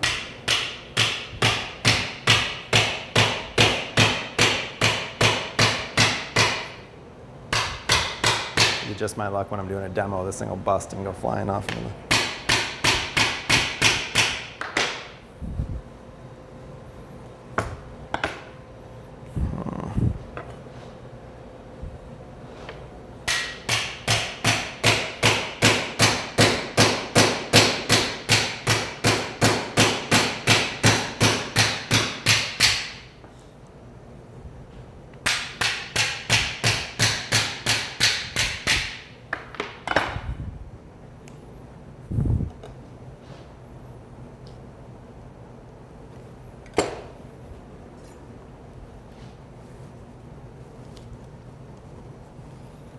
Yeah, like I said, this is a tricky one. I haven't done this one before, so I have to get a little creative with it here.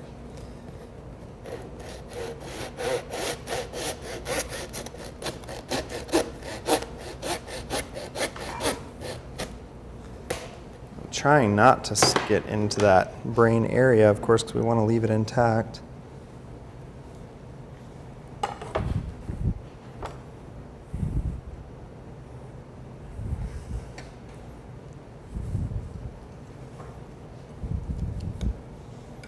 More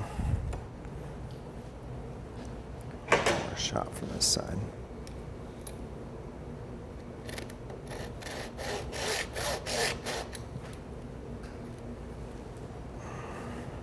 Again, you know, you get into this stuff, right? And it's really easy to get caught up in what you're doing and lose track of being safe. So when you feel something like what just happened to me where I felt this thing slip out of my hand, okay, I've cut myself enough times that I have the discipline to stop what I'm doing, reset, make it safe, make sure your hands are out of the way, grab a towel, and try to do it safely. Because like I said, I've never done this before. It's kind of a finicky thing. I'm handling this big saw. It'd be really easy for me to cut myself.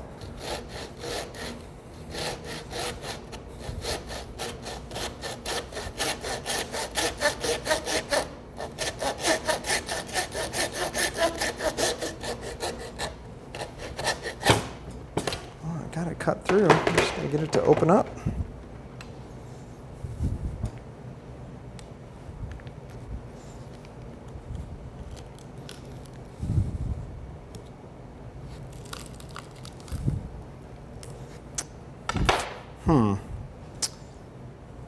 Not quite sure where to go with this thing right now.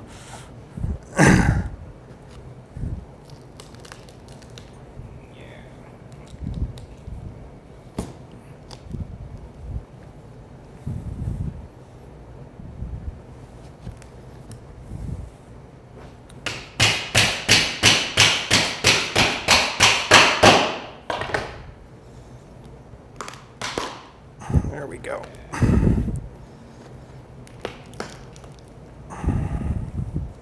I don't think we're going to extract an intact brain here, but we'll get to the bottom of this thing at least.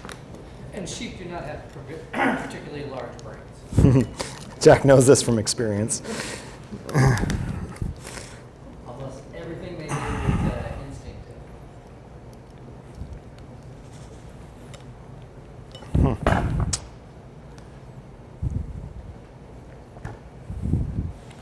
Probably should have done, I didn't do my homework well enough, is maybe separate the bottom of this jaw out.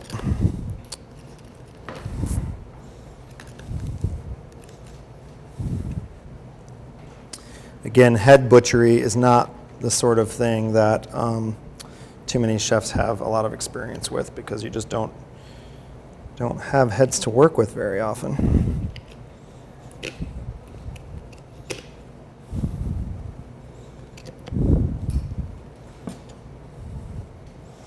Yeah, here's a nice little chunk of cheek meat.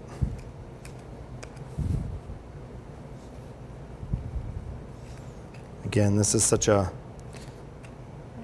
little nugget of meat. I don't know what you'd actually even do with this unless you're in some sort of really fancy tasting menu type situation where you're serving some small portions, or if you just found a way to get your hands on a whole bunch of lamb cheeks, that would be great, because I'm sure this is delicious, but there's not a lot there to work with.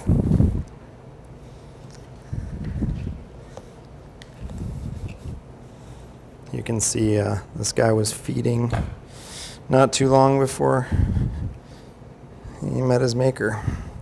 Still some grass in his mouth.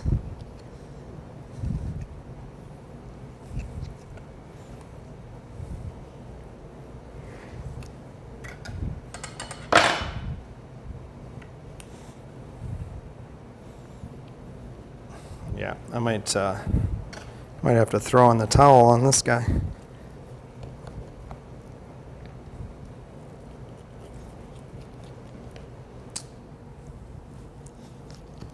How's our roast doing in the oven? Oh, it's out. Oh, we ought to check that.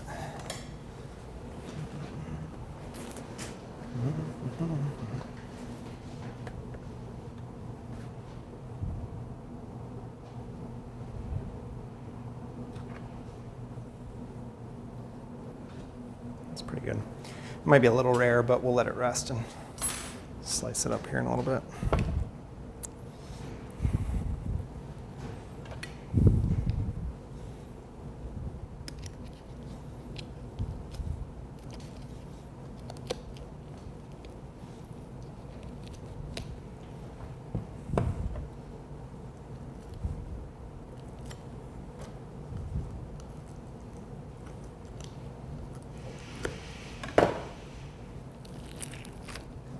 Yeah, you can see a little grass there. He was well fed.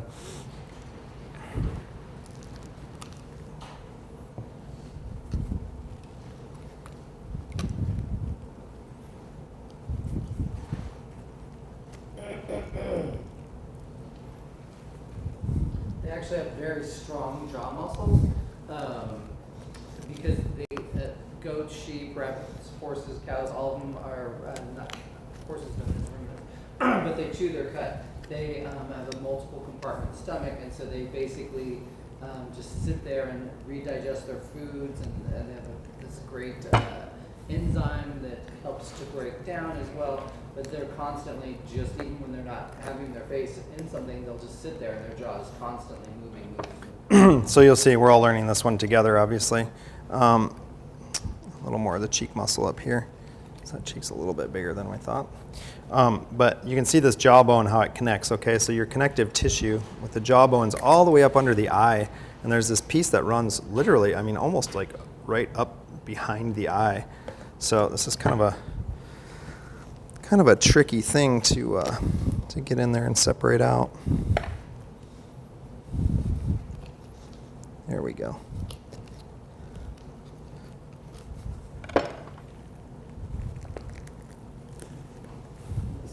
Some of the sweetbread too, right?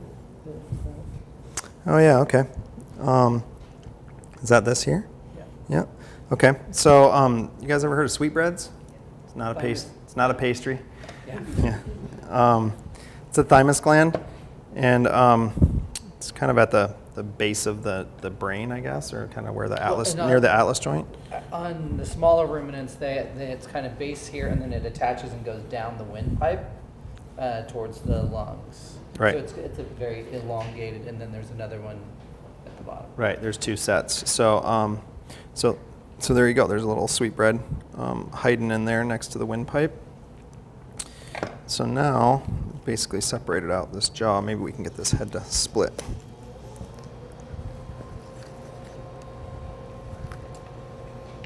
Okay.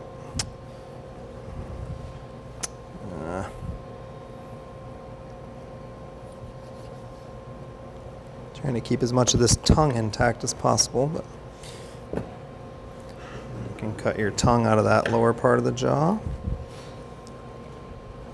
So this you would peel this, right? So you blanch it, peel it, and then braise it into submission. This muscle gets a lot of work too. So that's one that's not a quick cooking muscle. It's one that you want to cook low and slow. All right, let's see if we can get this thing to open up.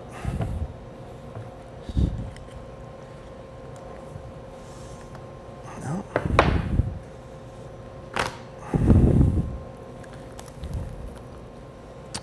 So there we go. That's what was holding us up there. You can see that skull is still very intact, sort of just behind the eyes, all the way down into it. So if I were to go at this again, now I would know that when you're right at that point between the eyes, you got to drive that cleaver pretty deep. And you got to know your way around to do this, obviously, because the brain is right there. So you'd have to miss the brain and still get that bone. I don't know. I'd have to go back and refer to the book and figure out what the trick to that is. But anyway, so we got the brains. They're in here. You can see, like Jack said, they're not huge. That's a pretty decent sized little brain there, actually. Is anybody here interested in trying the brains? Yeah. I'll cook them up for you. All right. So does anybody know? Can anybody tell me, like, classic French brain cookery? What would you serve brains with? Is there a certain preparation or a sauce or anything that you can think of? Does anybody know? I'm making to a dessert. Dessert? Man, I don't know what kind of cuisine you learned, but I never heard of brains just for dessert. Like monkey brain. Think about monkey brains. There's a very cool classic French sauce that's pretty rare that you don't hear much of. So everybody knows beurre noisette, right? Brown butter. Hazelnut butter. Well, so beurre noisette has a cousin, which is beurre noir. And it's a sauce that almost nobody does. I love the classic stuff. I think I'm super fun. I'm kind of nerdy like that. And one of the classic uses for beurre noir is with brains. And the difference is you take the butter a little bit further, you cook it until it's black, or you've sort of burned the milk solids in the butter, and then instead of adding shallots or anything like that, it's just straight vinegar. You just use red wine, I believe it's red wine vinegar if I remember correctly, and the black butter, and that's one of the classic pan sauces that you do with brains. So would you mind grabbing some butter and a saute pan? We burned some butter yesterday. It's kind of a nice smell, actually, that it permeates. Clarify, we burnt it. Yeah, you're not the first one. So if you were to catch it before you burnt it, what would you have been left with? Oh, what do you mean? Like clarified butter? Yeah, if you're clarifying butter that way and you cook it all the way until it browns, what is that? Does anybody know? It's brown butter, but it also has a different name. More ghee. Ghee. Yeah, Indian cooking, where they use ghee. There's a lot of ghee in Indian cooking, and that's one of the definitive things about ghee is the butter browns. It gives it that nice nutty flavor.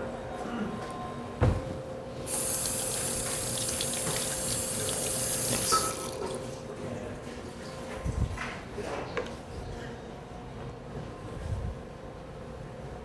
All right, we got some salt over here. This will be a first for me too. I don't think I've ever had brains. I've had a lot of sweetbreads, but I don't think I've ever eaten brains. I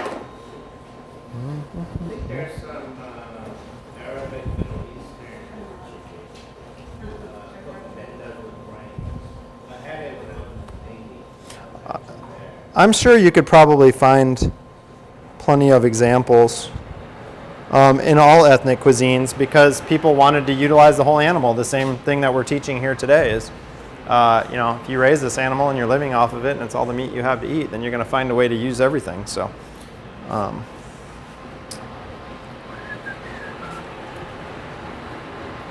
you know what else we need?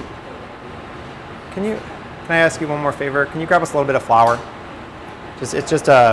I'm sorry, there's some right there actually. Grab it for dusting.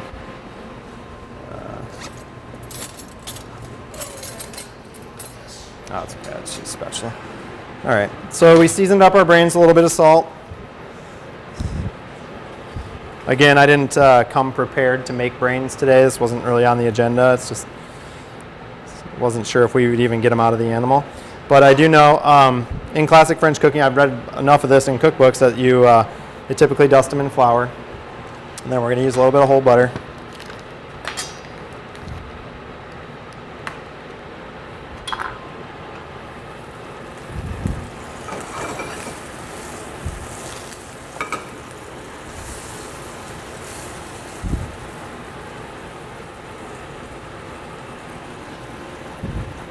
And we'll just cook them nice and gently to a golden brown. You guys had sweetbreads, or anybody here cooked with sweetbreads before? Which is that thymus gland we were talking about.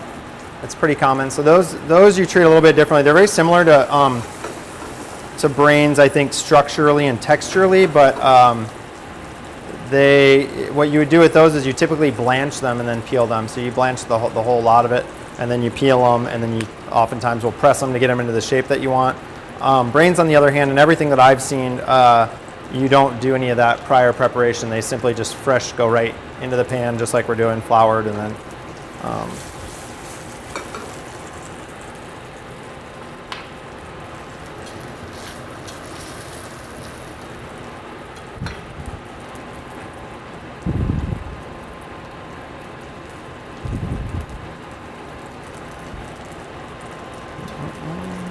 this is fun. It's not every day I get to cook something that I never cooked before.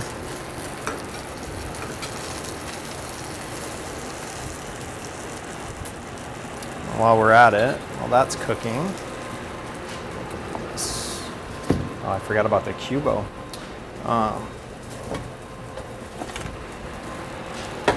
So again, this is not the best example of the salt crust that I'd hoped to show you today.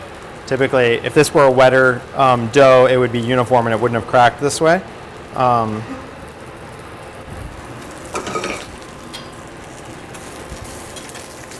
There we go, we got a nice brown on there.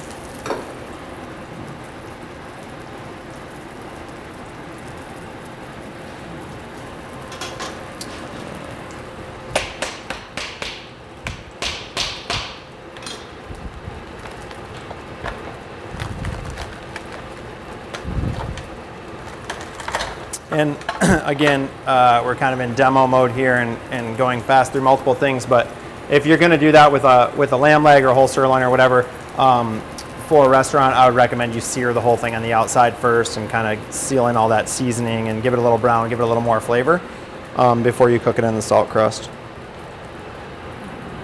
What do I do with that skewer? You see it over there? Said it's somewhere in my mess. There it is. Thanks. Right in front of me. Just want to see if this thing's rested. Like I said, this is probably going to be a little rare. Lamb leg you can serve rare, but again, especially if you're serving it to a group, you're probably better off taking it more toward medium. It's nicer when it's a little on the pink side. Yeah, that's still resting, and that's going to be like medium rare at best.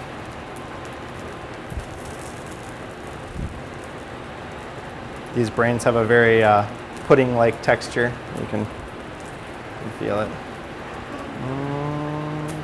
Grab my spatula. And then could you grab a little bit of vinegar? You have red wine or white wine vinegar, either one. And maybe a plate or two.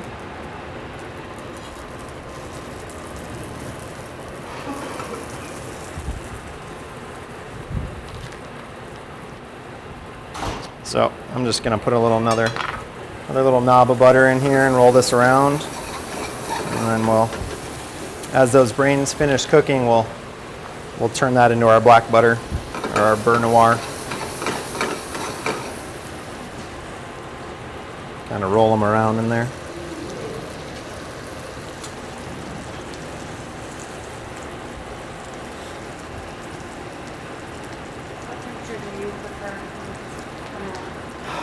It depends. So if I'm eating the ribs and the loin, or the chops and the loin and lamb, I prefer it medium rare. The leg, I'll typically cook a little more than we cooked this one today, to a medium. Or if I'm cooking over a wood fire, medium. And you can take it even all the way as far as medium well, although it starts to get a little dry at that point. So it'll get dry, rubbery, and then it'll also get more gamey too. And so I think my favorite way to eat lamb is actually the braised. Like, I prefer the braised shanks and the shoulder, slow roasted or braised. All right, I think these guys are pretty good.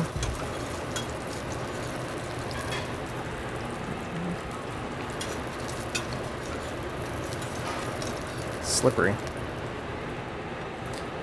Okay, so now we're just going to crank up our heat. We're going to take that butter all the way to black. And then there's a little bowl of salt here. Just season it, a little bit of salt. If you swirl, when you're making brown butter or black butter, if you swirl it, the butter solids won't stick to the bottom of the pan, and you'll end up with a more uniform color in your sauce. It won't be clumpy.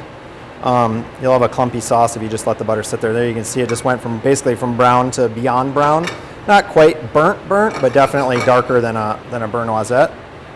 And then we're just going to give it a little. See, I pulled it off the heat. I turned the burner off, okay, so you don't make fire. And then we're just going to hit it with a little bit of vinegar.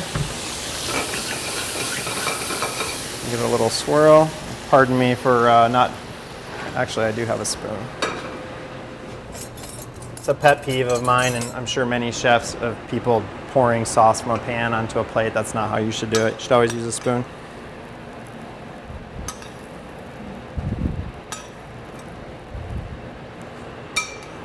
There we go. And then, do we have forks around here that we can pass around? So anybody who wants to give this a try, if you guys just want to come on up here, don't be shy. We're gonna grab some forks.